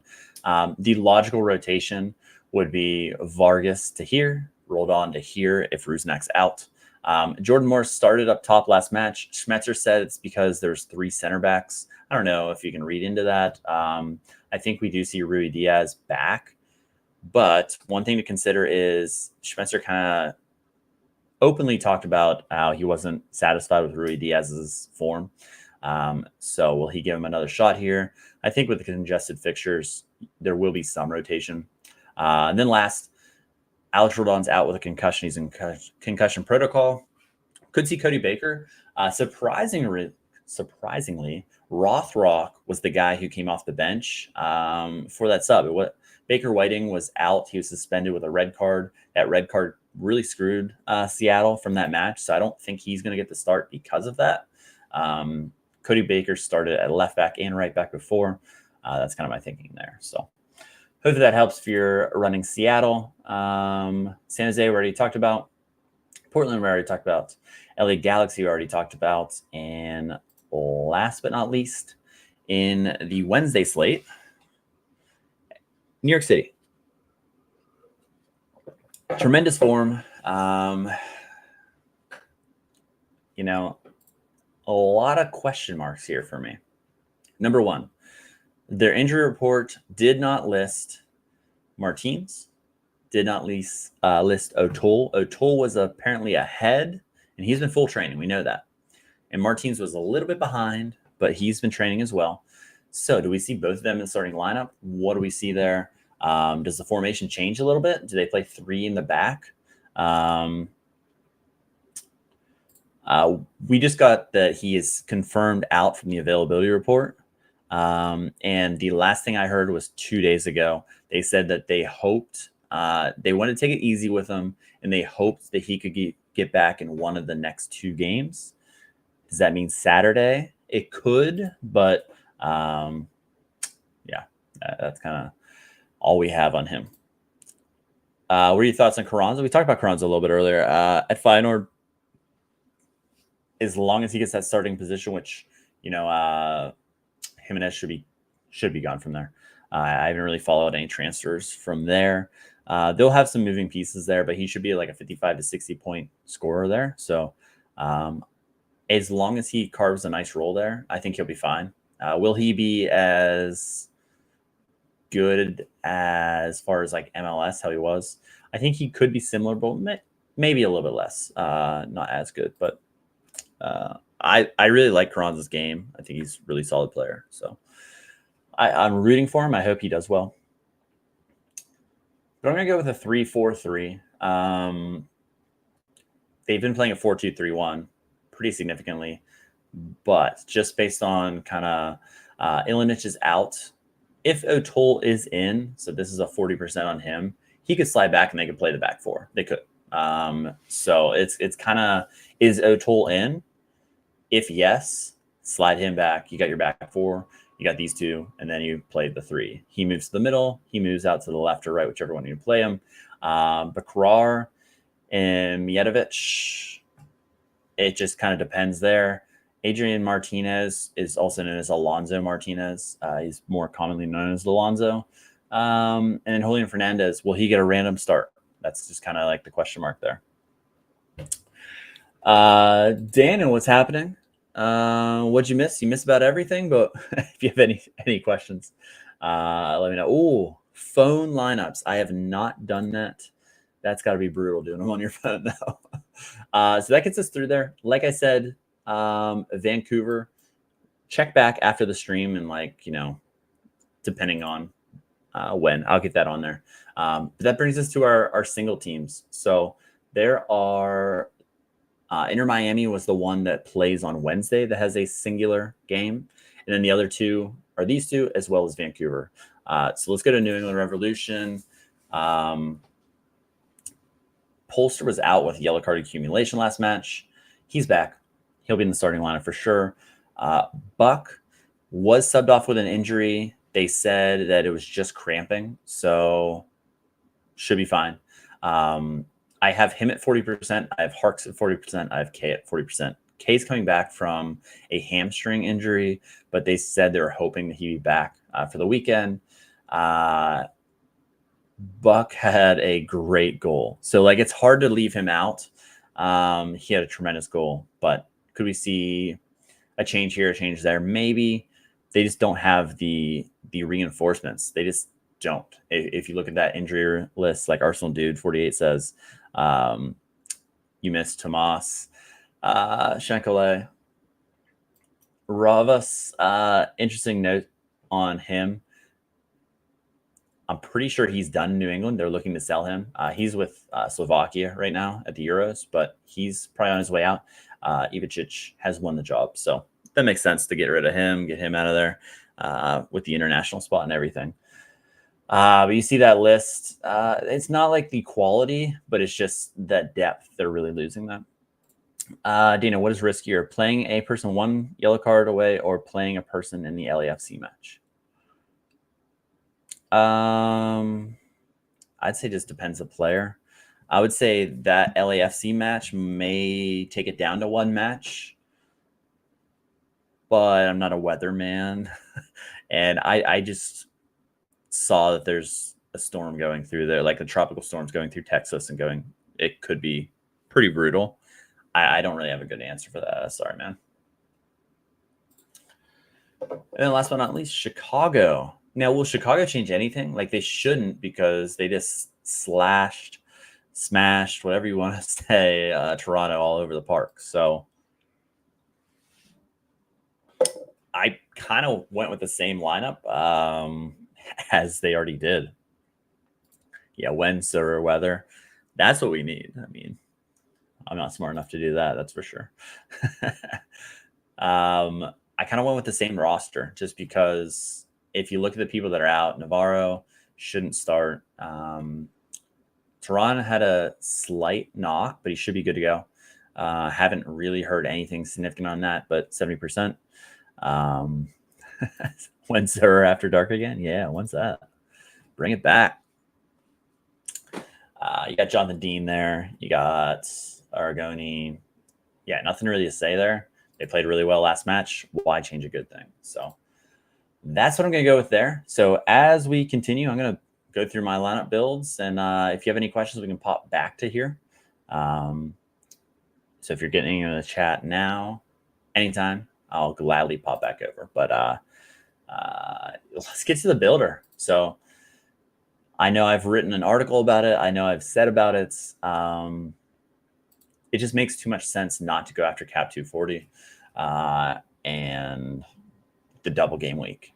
So what I'm basically thinking and what my kind of overall game plan is, okay, let's get guys that are going to play 2 matches, most likely, and at least have one solid match. Maybe have an okay matchup as well, but at least have one solid match. So basically, as far as goalies, okay, Brady, Road, Orlando, one match, throw them out.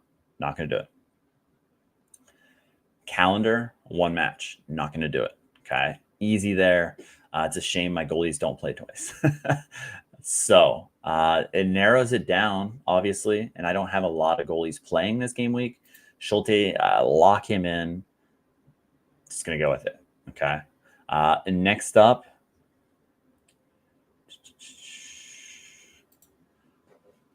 any news about the Jamaican lineup? Is Damari Gray really in contention? I haven't heard any like solid news just about who was, who was picked. Some people haven't reported and won't report, but just who was picked, things like that. It's just tough to see if he would start or not. So I will go to Jamaica here. And again, this is kind of, Jamaica was tough.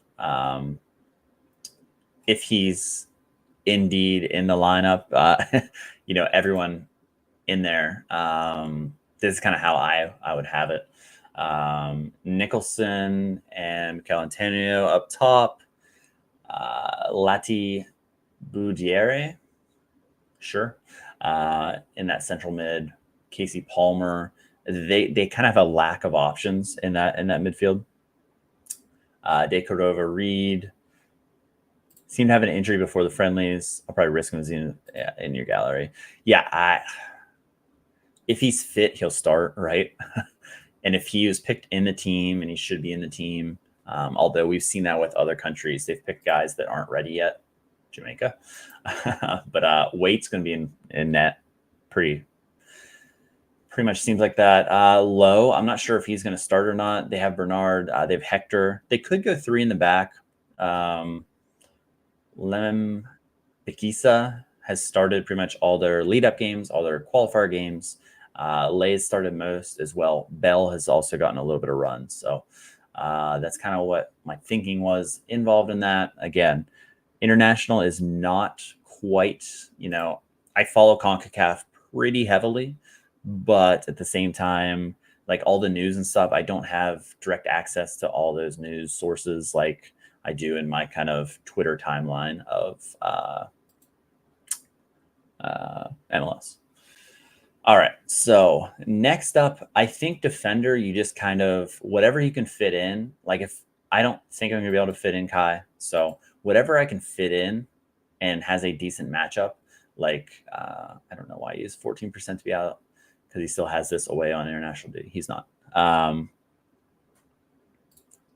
Nice. Most dead Jamaica lineup with Crepeau, and wish you luck. Good luck. Just because I think you want to have your better scorers at these positions, and then whatever fits. If a guy fits, I like Yamar. If he fits at 48, or if I have 51 for Tolkien, I'll probably play them. Just because matchup wise, you get 2 Tolkien matches, especially if Forsberg's out, which he's trending to be. That seems like a smash spot to me for Tolkien. So I'm going to pencil him in there. But if I have to ditch some salary, maybe I will. And then we'll kind of go from there. I don't know if I want to sort by pick score because the pick score is not going to be for the double game week. So let's go by cost, and let's kind of go from the bottom up. So I do have Saliba, but I don't want him kind of crushing a lineup. I know he should start it at least. I have Zigorous as well. Could he play well last time out? Yeah. These are guys that allow you to get other guys in there as long as they don't kill you. But if he's getting 30s, I absolutely cannot go for the upper threshold. I can play the middle threshold for sure. Home against Portland's a solid matchup. It's just he had 21 AA here. That's great. He had 9 AA in 30 minutes here. But what player are we going to get? I don't know. I think he's worth a look. I do. Neil, what's happening? Hopefully you're enjoying Germany. Thanks for tuning in. Pereira shouldn't start. 83% is really high. I don't know if I agree with that. Barrero, it's a shame they only have one match because that 41 would be nice to use. Kermasti, same thing. 43 would be nice to use. You got Sullivan at 44, could be interesting. So again, at midfield in my gallery, I don't have these great pieces for Cap. I don't. So like me prioritizing it, I'm saying I am prioritizing it. I am, but I don't have these elite options that some people might in their gallery. Like if you have Cucho and you have Bawanga, I know like cap wise, you can make it work pretty easily. And like, it makes so much sense to do that. But like going through mine, I don't have these great cap plays. Now I will say I do have Vargas at 48. That's solid. I do have these pieces that are pretty legit. They have him as a way, but again, one match. I have a lot of guys that are one match. I'm going to play Abada. I can just kind of save the time of kind of walking through. On that 40, he has the upside. If you give me 2 matches with him, I do think he's going to get a decisive. So I think that's a pretty easy play for me, just with that 40. And that opens up for 106 for the last 2 positions. And it kind of opens up me to being able to play a midfielder that's, a little bit higher, as well as another player. Jesus Ferreira is one that I'm looking at 52. That's just screaming at me that I would really like to play, obviously, in this situation. I think there's other players I could play in that 60 range, but then that hurts that other spot. So I kind of want to have it even, unless like I have someone. While I would love to have 2 Kais, that's a tough matchup. And then the other one, they're playing Charlotte at home, but you gotta think he scores well there. But last question. Let's see what you got here. Do you think Christian Ramirez will play at least one? Yeah, I think he'll start at least one. I just don't know if it's going to be the midweek or the weekend. I think it's going to be Matan in the midweek, and then weekend switch back, just based on what they've rotated. Pulse camp appearance, he's got to be close, right? That's why I kind of put a little bit of a damper on it. He's got to be close. I mean, you just can't keep conceding, 3+. Do you think Barry? That is just like the Greg Vanny. I don't know if he's going to start or not. It's just more of he's done it before in the midweeks. I wouldn't feel comfortable playing Barry just because he's very goal dependent. Obviously, he has scored, but he's just not very good in my opinion. But again, it's just my opinion. As far as our extra, go a lot of different routes here. What I'm going to do is I'm just going to plug in our Jesus Ferreira. And again, I'm kind of trying to shoot the moon here. I'm not just trying to... I want upside with these guys. So like if they have 2 matches, usually what you're like, hey, I'll take 60, that gets me there. I would love a 40 and then an 80, right? Because you get 2 shots at it. So just kind of with this team at midfield, I have 54 left. So that is going to allow me to play some of these guys. It's not going to be a Jack McGlynn. It's not going to be a Santi. But again, like I'm not even considering the guys that have 1 match just because it's such an edge to have 2 matches, which is kind of a shame for some of these guys. And New York City is going to go through this away stretch, which they've been home for so long. He's been smashing, though. It hasn't really mattered. But again, it's a lot at home. Where he's getting these decisive actions. So it's interesting. Thoughts on John McCarthy? He should start the weekend. Or, maybe Vanny doesn't rotate. And I would feel comfortable playing McCarthy because you got to think he's playing one or the other. At least my thinking is, he's not going to – it's not going to be Mikovic for both. It's just not. We know that McCarthy is at least getting one, and maybe he gets both. So, yeah, I'm fine with playing him. So kind of looking at my options without, I could play one of these smaller midfield roles. Because if you look near the cap, 54, I don't really have, I could play Atuesta. I know they're in great matchups. But if you look at his graph, he's just not been good. Like he's been terrible. And that's just not what you want to throw in there. And if you look at his stretch here, there's a chance he gets rotated just because he's been so poor. He gave up the penalty last match, played 61 minutes. That is a Beavers Wednesday special. On Wednesdays, Beavers usually plays. That's the logic. That's the reasoning. In the past, year and a half, that's basically what they've been doing. So while there's a chance McMath plays, it's just kind of what they've been doing. Like Quinn Sullivan, any of my Philly guys, I don't really love playing.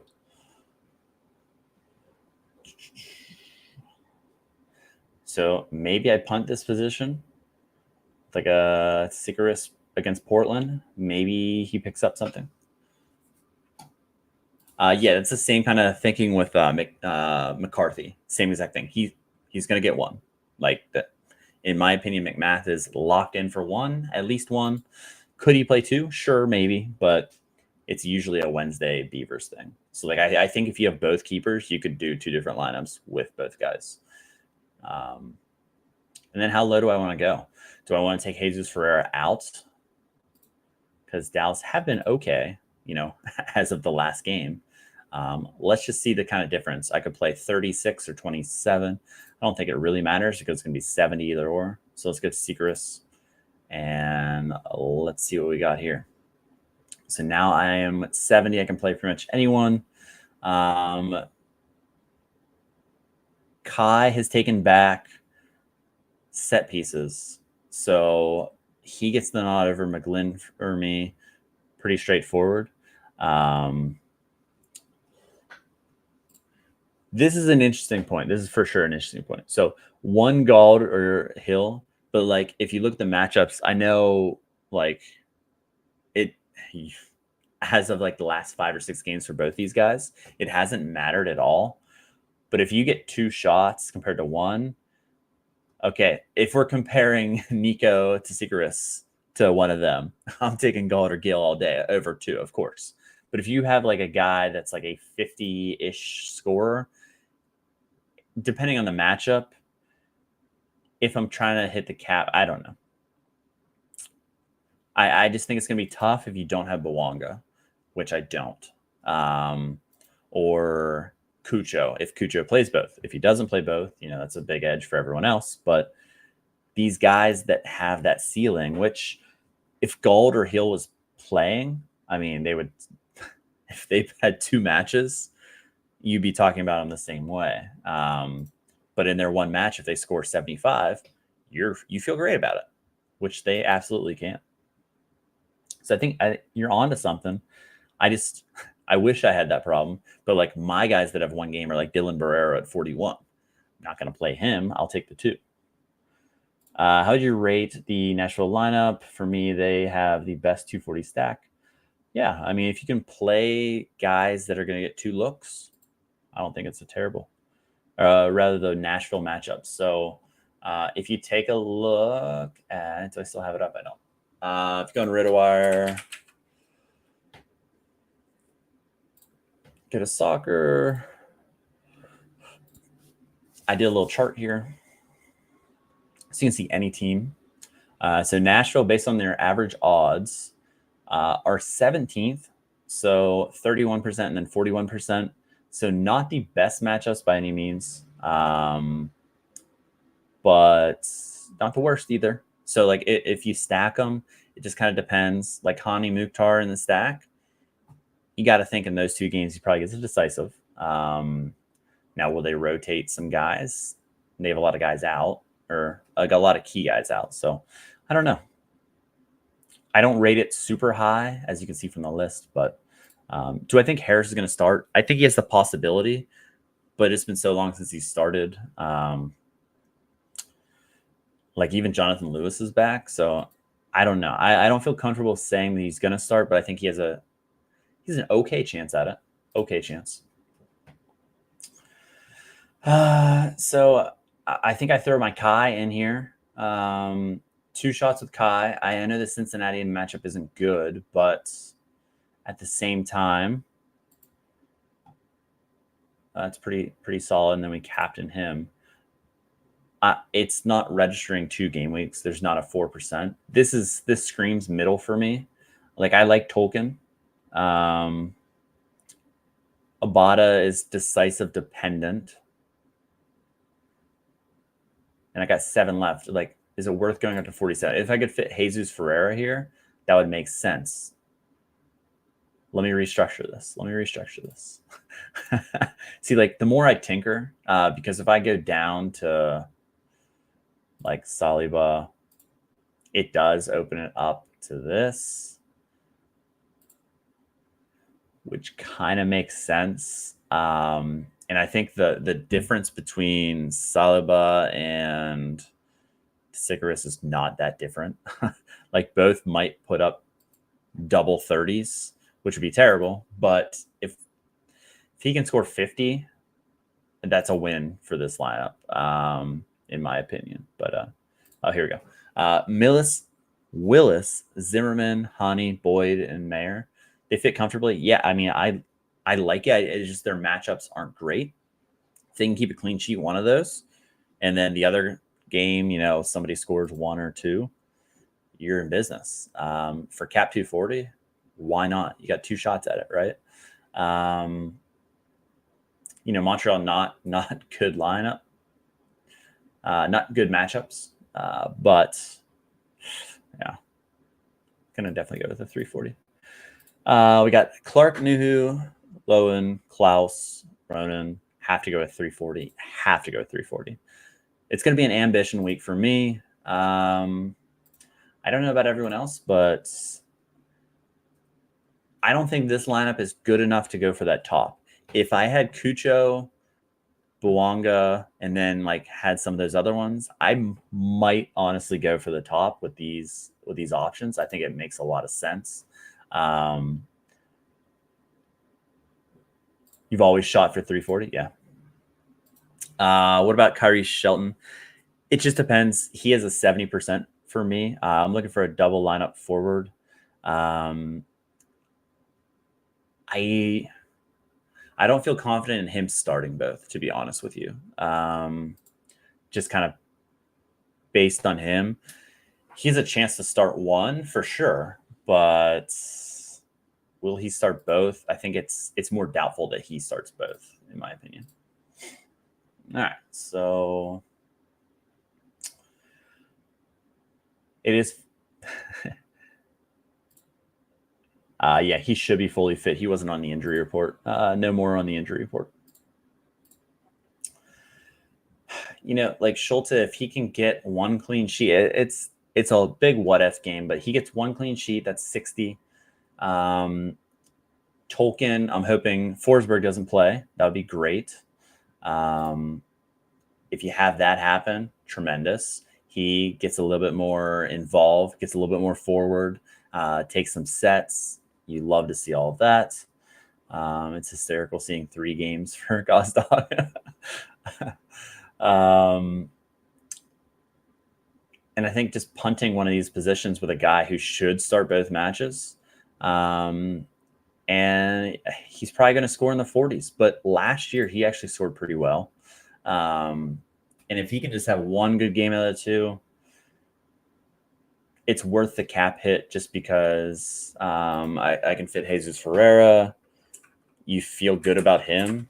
I mean, you just need 1 from these 2 matches. Seattle's tough on the road. Minnesota's not the best matchup at home. But if he gets 1, you would have to think he gets 1 decisive, in my opinion, out of those 2 matches. And then Kai is Kai. I mean, he is in crazy form, and you captain him. That's my strategy for this week. I guess it matters based on your gallery, but this just makes so much sense. If you give me 2 shots at this, I would be shocked if I didn't get that 340. I don't know. Is this... You don't want to come up short this week because this is the free money week. Sure, you could do 270. You could just lock it in. 340, I feel is pretty safe. Saliba puts up something. We have a DNP here that could throw it off, and it's only 1 game. Interesting, could be. But 390, that's a really, really good game week. But that 250, that would be awesome to hit. It's how much ambition do I have this game week? Is there a way that this scores 400? Can Kai score 90 plus the captain bonus? Yeah, he could, but not in this Philly team right now. He kind of needs Carranza. Can Ferreira score 70? Sure. Tolkien, he is in tremendous form. Can he score 80? He could, Schulte, could he have a clean sheet? Sure. But what happens whenever Schulte concedes 3 and then they have a random rotation? So I'm stuck with a 15. It completely just ends it. Oh, do I have to go back in because I X out of it? It's work now. Okay. So what do you guys think? This lineup, I want to be ambitious, but I don't want to be too ambitious. But at the same time, I'd be kicking myself if I didn't hit the 390 or like I hit 400 and that 250. It's that carrot that's out there. I don't know. You guys let me know what you would do here. Duncan, you're running Yamar, Paulo, Christian Roldan, Abada with a sole goalkeeper and 240 going for middle thresh. Yeah, that should hit.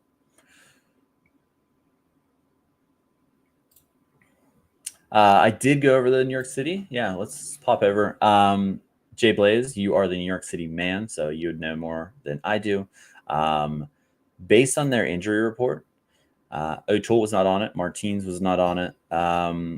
This was kind of, okay, if O'Toole starts, you can slide him back. These guys slide over. You play the 4-2-3-1 like you've been playing. I think Martinez gets another start. 70%. Like his current form, he should, right? With Illich being out, Gray has played really well in that right center back role. Like as an owner, I would love if he was in this role. But 2 away games. You could see one of these guys. Last time it was Parks that subbed out. Wondering what you think on Tanasievich or Sevich, however you say it. I think he had a pretty bad game, honestly, just from watching it from an outsider. But I don't know. Like you could slide Sands here and then Pereira plays, by all means. But I don't know. What do you think about that, Jay Blaze?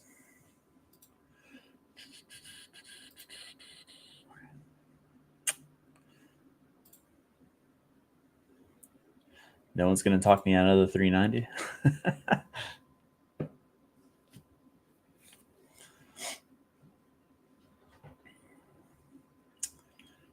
What I'm probably going to do is tomorrow before lock, I'm going to feasibly go through each one of these guys and put a projection on each one.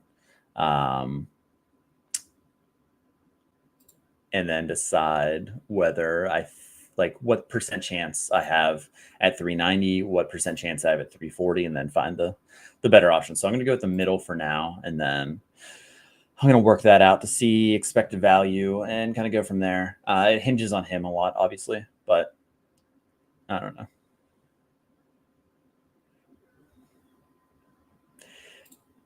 Yeah, this plays into it as well.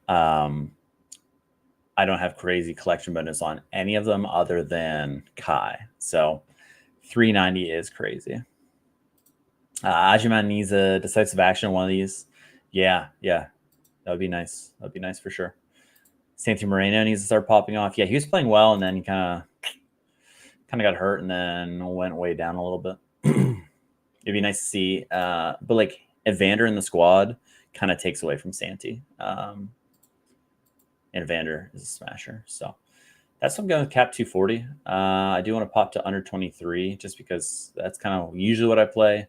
But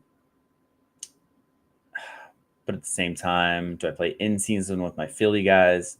It does make sense to go for the in season, but the scores are going to be so high. But at the same time, all my lineups were pretty much dead before the lineup, before the matches even started. So I guess we got a chance. So you might as well play one in here. And then see what we got. So we'll play Semla. Hopefully one of the two he plays well. We play Kai. You have to play this lineup because they're all going to be here. Vander's insane. Portland don't deserve him. Can't see him staying in MLS more than 2 years. Europe must be calling. Like Brazil was calling earlier. He's kind of a head case, and he does get himself in trouble that way. But yeah, I do think he has a lot of talent.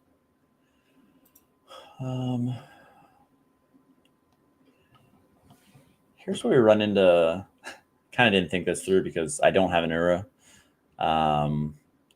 this season. And Carranzo is my go-to here. So my forward is going to be the extra spot, but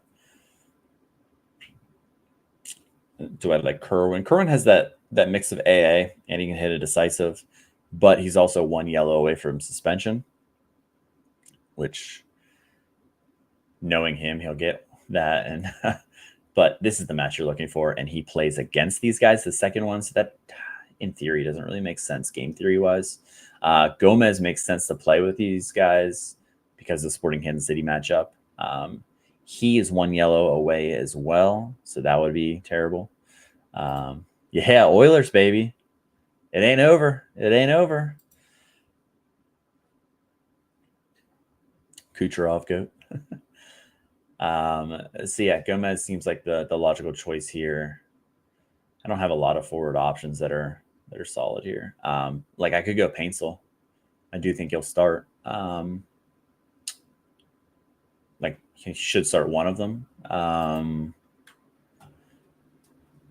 I'm gonna go Gomez. He's been hot.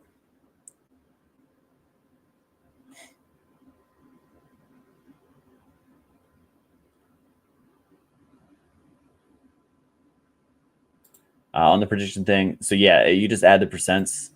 I would give him a 50% chance to start. That is just because of past things that Greg Vanney's done. You've seen it before. He's just randomly not played Jovic in that midweek. This is that same spot. That's why that little bit of chance is there. But again, at the same time, you don't really want to ever be playing Miguel Berry. There's no real spot to ever play him. It is the only like 50% on him. He's going to see sub appearances, but even if he does start, sure, he might score 1 out of every 5 matches, probably more than that.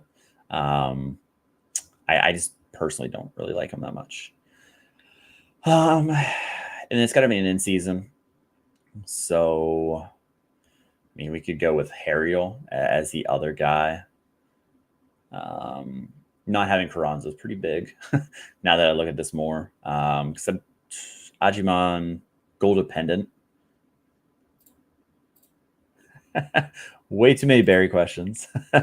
Is he that bad? In my opinion, yeah. Surge is due for a goal. Ura is better than him, even. Yeah, Ura, as much as I dog Ura, he might be better, yeah. Maybe I go Yamar with 2 matches. But, like, I don't like going double defender as much. Yeah, I could go Kramashi 1 game.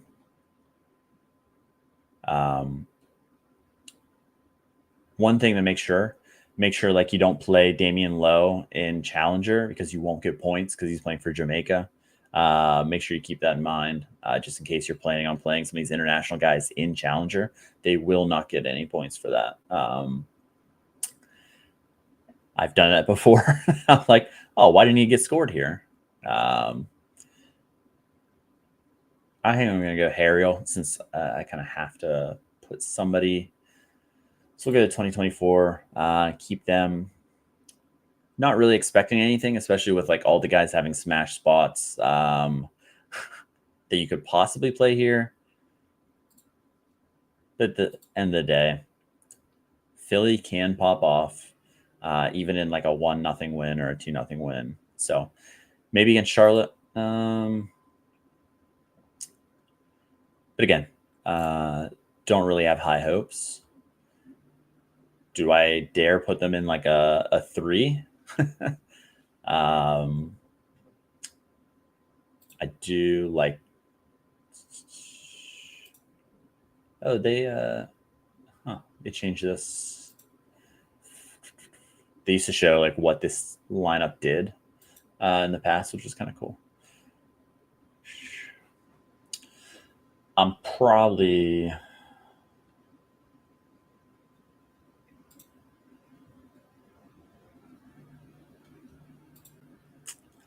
I mean, you got Paintsel coming back, so it's what really only. I guess they have 3 guys out.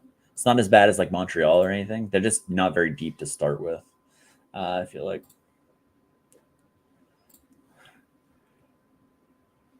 You heard it here first. 100 against San Jose. He's been playing well, especially with him like threatening to be like out of the team. I don't even know what happened. He wasn't even allowed at training, and then he came back, and he's worked really well to get back. Zupart for Portland. He's been the steadiest defender, I feel like, that they've had, which is kind of crazy.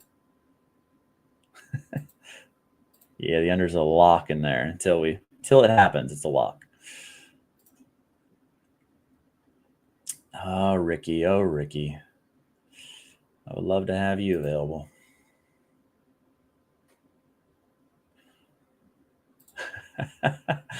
One yellow away. Oh, man. Oh, Zach McGraw.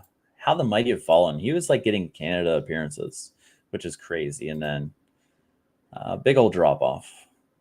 But he's not that good at the same time. Then we want Harriel. Yeah, that's not really going to win anything, but we're going to hope Philly snaps out of it. But as you can see by my pessimistic names, Philly sucks. Now we're never Union. But in all fairness, Union have won me a lot. So coming back. Yeah, next week we'll talk about it for sure. Remind me. Remind me. I'll be looking out for how he does. I don't think I'm playing. I actually haven't even looked, but I don't have a goalie for Copa America unless Blake would play. That was kind of the assumption. But him not playing, and then Euros, I don't have a squad either. Don't have a goalie that starts. So Yoshida is the veteran presence. He's a set starter, leader on the team. He just doesn't really rotate. And Neil's coming back from injury still. They're kind of putting bubble wrap on him. He's had some really bad injury issues over the last year and a half. And with a young player, they just want to kind of keep him healthy. Yeah, air led to errors incoming for sure in that. All right, so now let's check out under 23. But again, these lineups, I'm building them, but I don't really expect anything out of them. But I can play a Doku. I can play some of these guys. Chris Brady. So both of these guys are just one match.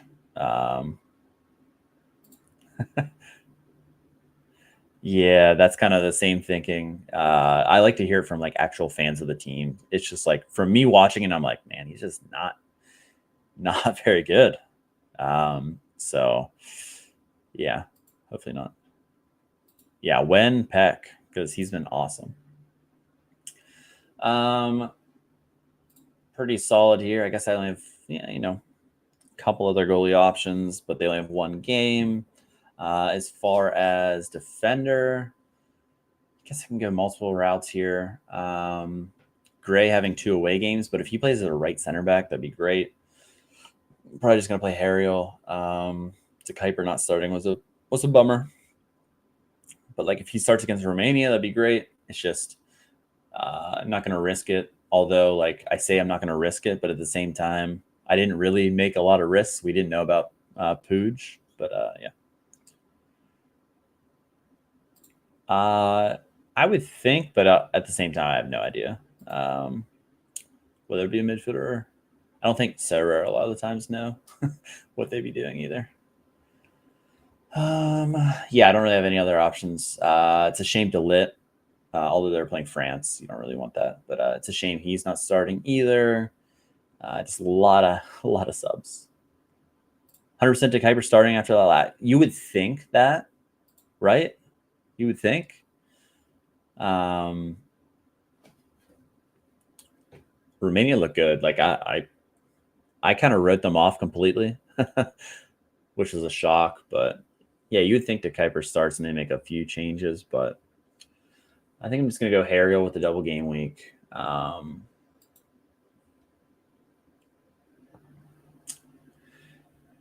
then play maybe a McGlynn, or do I have a better option? Not really.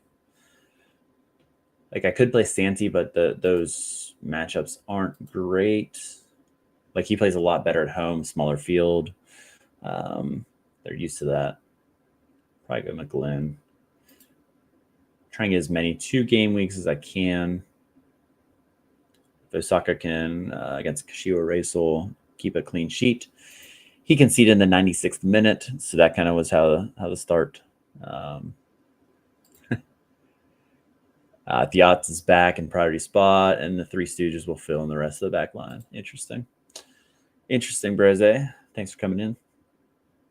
But you got to like Doku here. I know he had the error led to goal, but at the same time, you could play Vargas, who has 2 matches. But against some of these guys, you don't want to root against. I think I'm gonna go Doku. Doku bounce back. I mean, he had so many successful dribbles, and he did a lot of good things. Just the bad kind of outweighed it. And then it kind of makes sense throwing, Santi in this lineup just because he's been so good. And he does have that option. Barrero, 1 match. Henrique, 1 match, but in a good spot. It's kind of my thinking there. I mean, I could play. Nah, I'm not going to overthink it. I'm just going to go with Santi, and then I'm going to go with my. See, like this is where do you captain a guy for 1 match or 2 shots McGlynn, but he's not on sets? Not Harriel. Santi 2 times, or do you go with Doku, who very well could put up an 80 in just 1 match? So that's interesting game theory for sure. Let's look at Jack McGlynn since he was been offsets just for reference. Like he's looking at a 61 or a 60. Yeah, as Duncan said earlier, quality over quantity. It's like Golden Hill are a lot better options that that I'm kind of splitting hairs with. I mean, yeah, he's good. It's just not on sets takes away a little bit of his upside for sure. So I'm going to go Doku. It doesn't really matter because the lineup's not going to do anything anyway. Jack McGlynn will be sold 2 minutes after lock. Oh, man. That's how that one. McGlynn down to your 3rd team. Yeah. Yeah, the no sets kind of scares me for sure. But at the same time, I mean, I could play Moreno. It's actually not the worst, but just, I don't know. I love McGlynn. It's just, he's probably going to let us down here.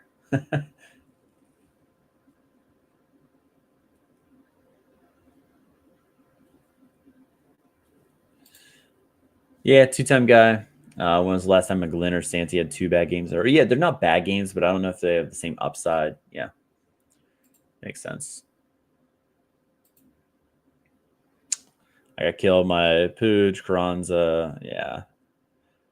Yeah, it was bad out there. It was really bad, and it was over before it even started, which was brutal. Let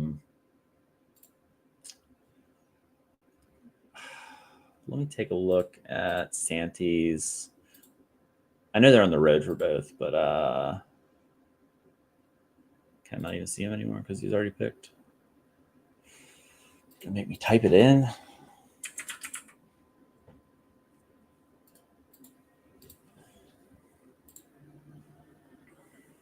I mean, he has been really, really good.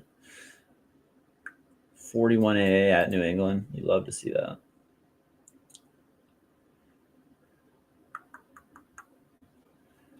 Yeah. I'm just such a homer as far as home teams, but yeah, makes sense. Puig could be back Saturday, but we don't know. So could be back Saturday. FBL, what's happening? Good to see you. Oh my God, Freeze was so good in the first half. Yeah, so good.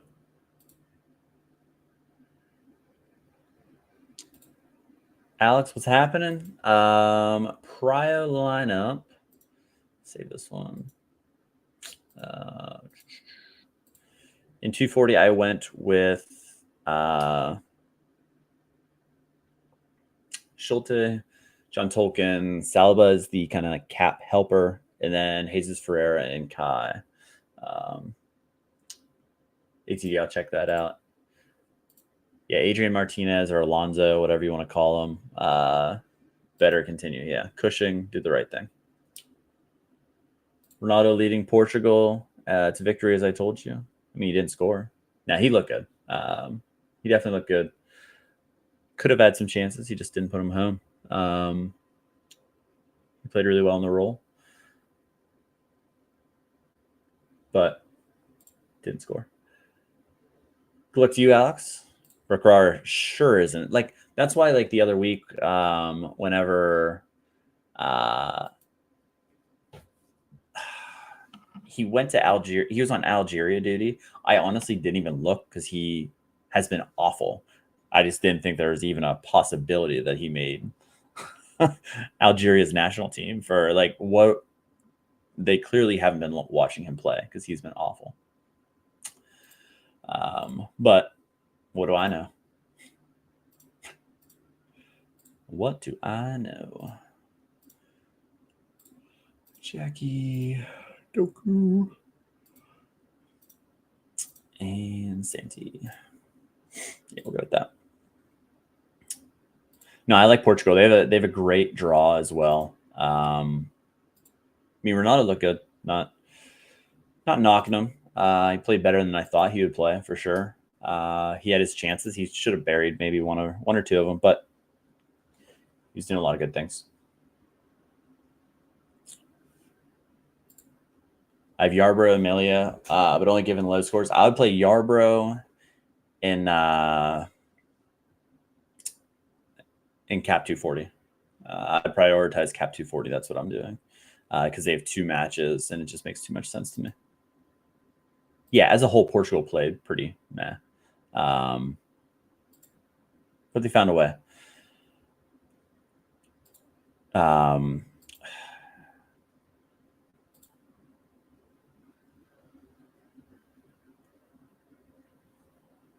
Yeah, we could see some Ronaldo rotation. Croatia just kind of fell off. They were so trendy as a pick. I had them as my 3rd seed. Let's go. Bracket's still alive. Yeah, I'm going to wait to see another match before I really kind of get into, really writing people off because, after 2 matches, you can be already written off. It's just I feel like the first match, knee-jerk. I mean, Yarbrough's pretty safe right now, but whenever like the other guys come back in late July, he gone. Boy, Foden just, I don't know. That was bad. And Trent. Yeah. I would expect England to look a lot better because they're going to need to against Netherlands. Boy, Netherlands might be the front runner in that group just based on one match. But again, they found a way. I think sometimes just all that pressure is tough. Just check out my goal. Square pegs and round holes. Well said, Duncan. Well said. 12 to 30, baby. But if he gets 50. Yeah, didn't Kane get like 1 touch in the first half? What was that? What was that crazy stat that I think was going around?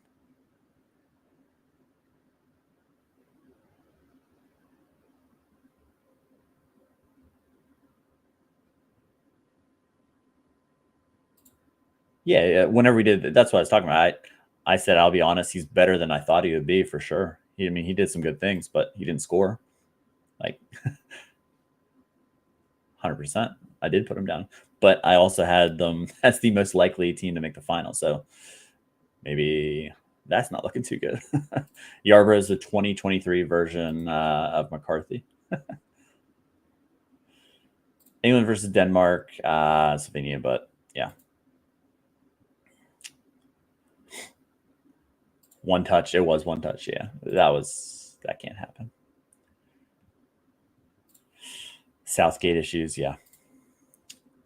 All right, go to All-Star because I'm not obviously playing All-Star, but okay, I have 2 goalies left. They're both on 1 match, and they both will not keep a clean sheet. So that's exactly what you're looking for here, huh? Boy. I don't even have a place that, like, it doesn't even make sense to make these 2 lineups just because they have 0 chance. But I'm going to. Would like making cap 270 make sense? Because I don't think anyone's going to play cap 270. Maybe they will.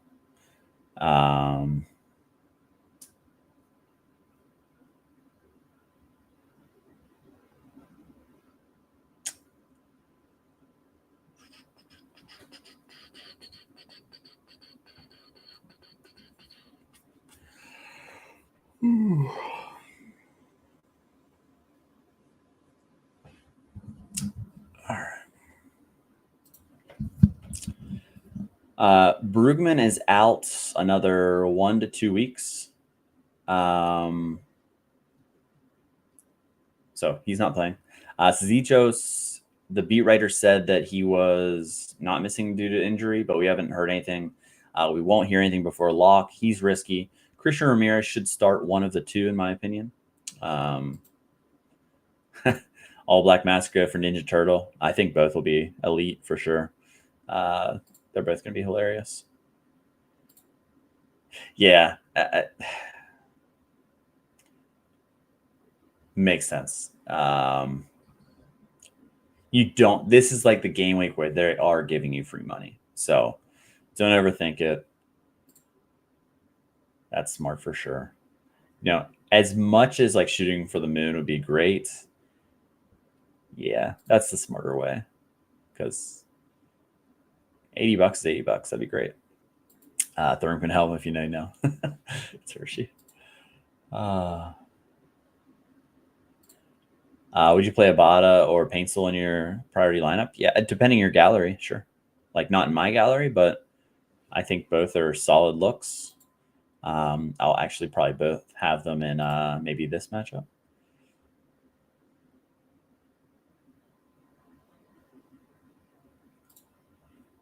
Ooh, it's Hershey coming in with the alpha.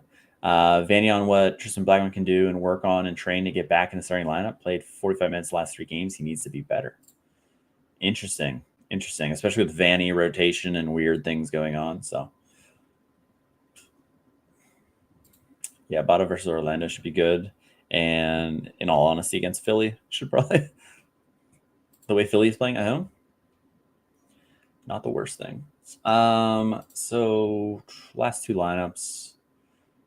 I mean, I feel like playing cap mode makes sense just because I feel like no one's going to, I mean, people will play, but there's going to be absolute god squads and Contenders Classic. Like, what am I in, like a low division in Contenders Classic that I can throw one of these in? Or, sorry, Challengers Classic. It's my Classic. I got 1, 2, and 2. Yeah, that ain't going to happen. Yeah. 270. Maybe I do a 270 and 220. Maybe I can go all out in 220. The rewards just stink though. That's the only issue. Where I like the decent rewards in 270, so I'm go that route. My cap 240 team is Willis, Camacho, Westwood, Herbers, extra option, Chara, Acosta Fire to play. Who do you think better captain? So for cap 240, you want to have as many 2 gamer guys unless it's like an elite option. Like Herbert's only having 1 game. That's going to be tough.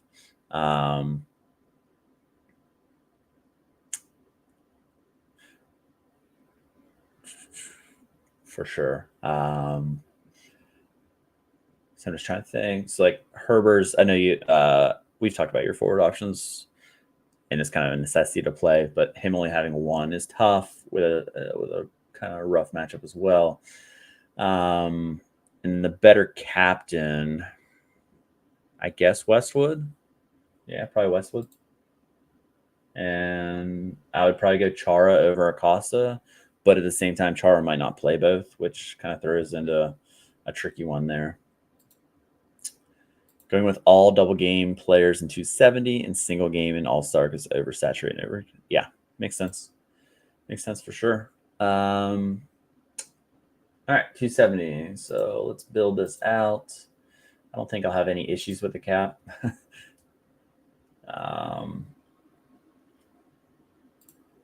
I no. Austin is horrible matchups. Even with 2 matches, he probably still won't see. I mean, I guess I'd probably play Herbers over him, but you know.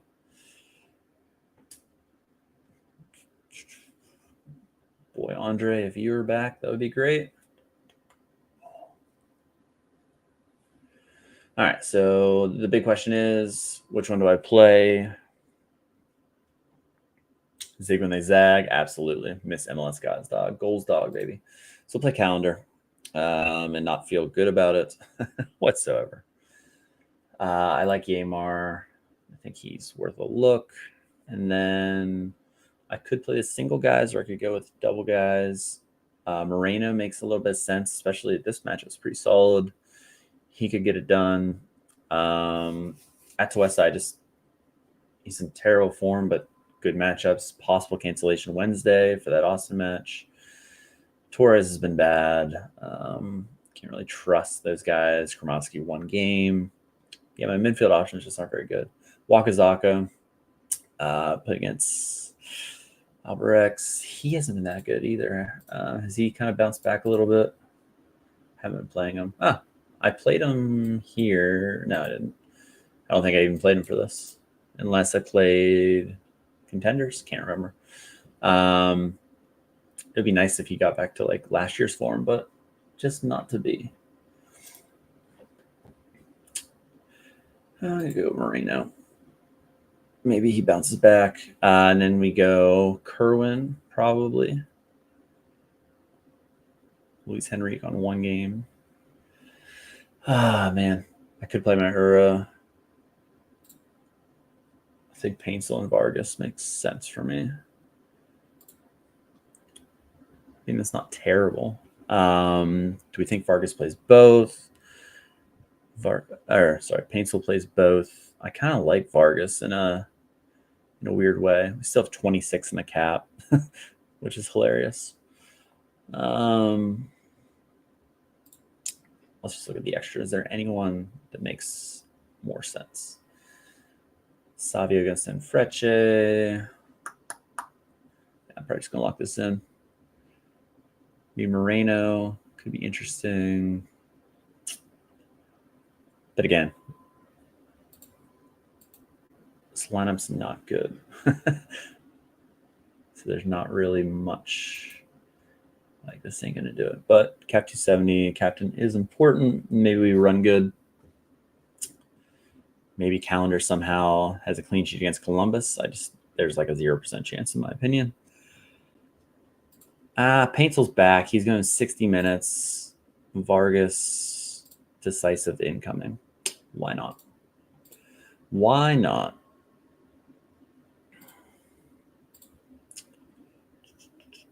Yamar. Love to play him. Sante. Paints.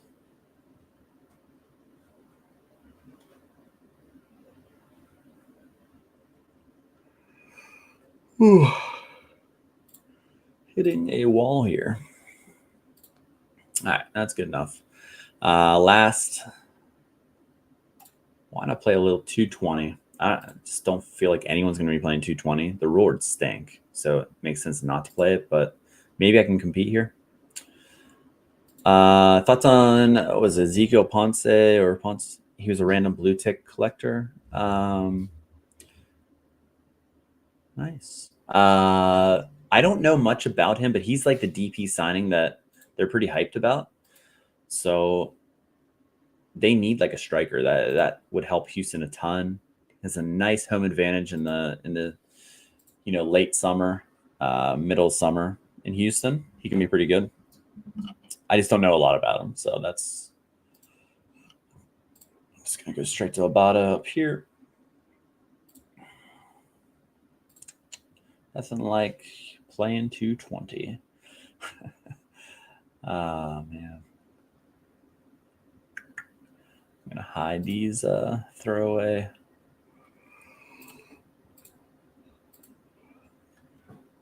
Blot, thanks for coming in, for sure. He's not eligible until July 18th. So, Joel. So, no. Yeah, July 18th is whenever the window opens for MLS clubs.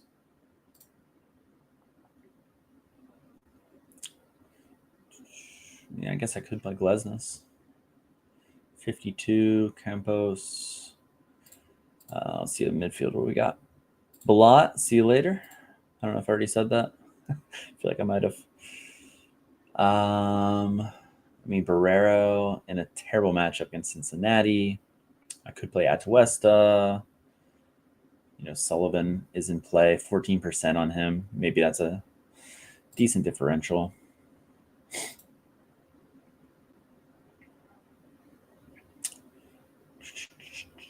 $94 left. Let's do the defender first.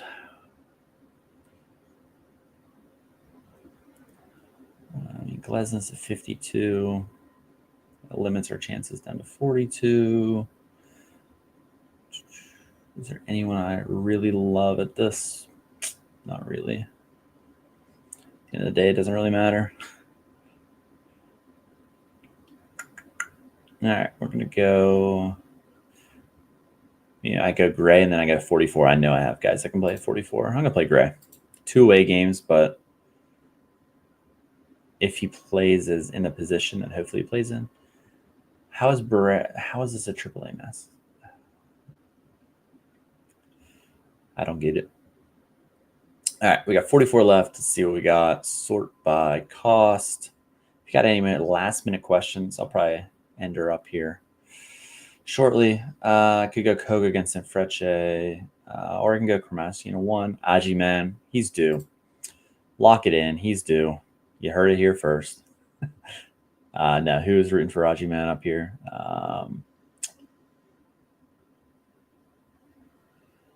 Ronan, I think. Was he rooting for? Can't remember. We're all on Team Ajiban. And let's go Bada. Brer did look good, but at Cincinnati, I know their back line, he could expose the back line a little bit, maybe.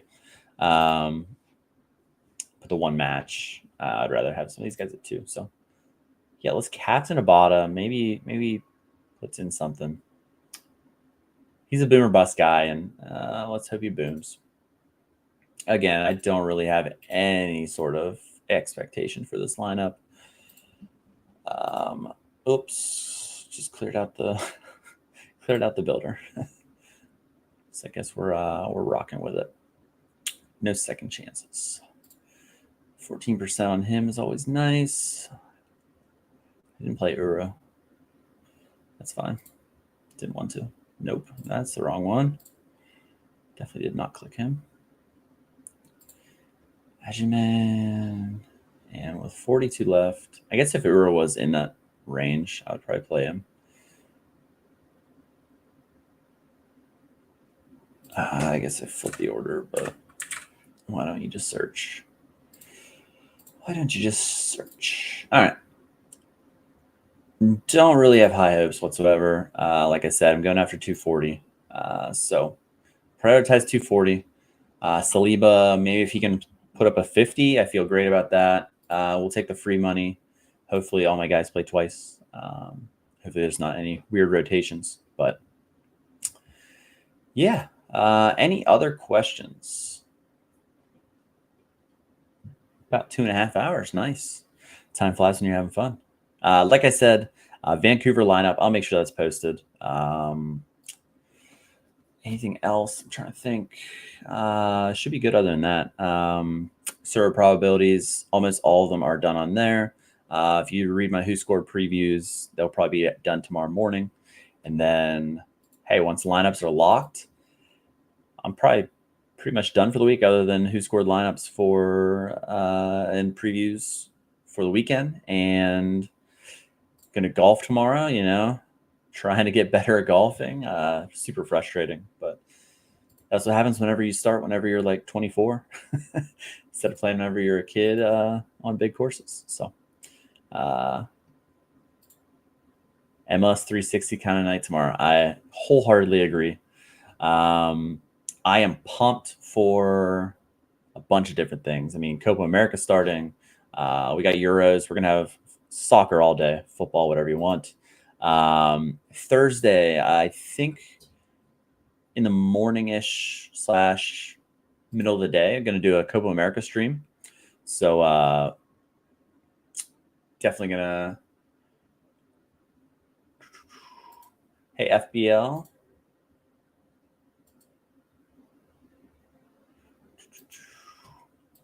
My RotoWire article, if you didn't see it, post in the chat. I have this graph here, and I just basically took the odds and just ranked them. So this is what you're looking for. I was jealous at your posts. Yeah. Golf midday. That is what is nice about teaching. I also don't get paid really anything. So that's a downturn, but I did choose to do this for the summers. But yeah, it's nice hanging out with my kid for sure throughout the day. 5 screens kind of day. Oh man, is there anything better? Like my setup down here, I have a solid size TV. Maybe a 55 inch. I'm not sure. 55 inch. I have. I guess I can. So I got TV over there. We got a mini TV back here for PS5. We got 2 monitors here. We got a laptop. We got everything. So this is my setup. I always have MLS 360 going, putting in the lineups, all that kind of stuff. So 5 screens is the best kind of days. So thanks for tuning in, guys. If you have any questions, you can reach out via DMM. As always, going to call it there. It's been a long day. Been grinding these lineups. So I'm going to shut down the brain for the night, and we'll catch you. Good luck. Hopefully everyone has a great game week, double game week, and hopefully it's not brutal. It's a shout out to me, Brose. Yeah, I appreciate that. Just Heat, you have a good one as well. We'll see you in the group chat, buddy. And full Seattle stack, but have to play Cholo. Is it worth playing João Paulo, better captain? I would love playing João Paulo. I would definitely do that. So on that note, FBL, good luck. Hopefully your Seattle stack does it. And good luck to everyone in this game week. We'll see you next time.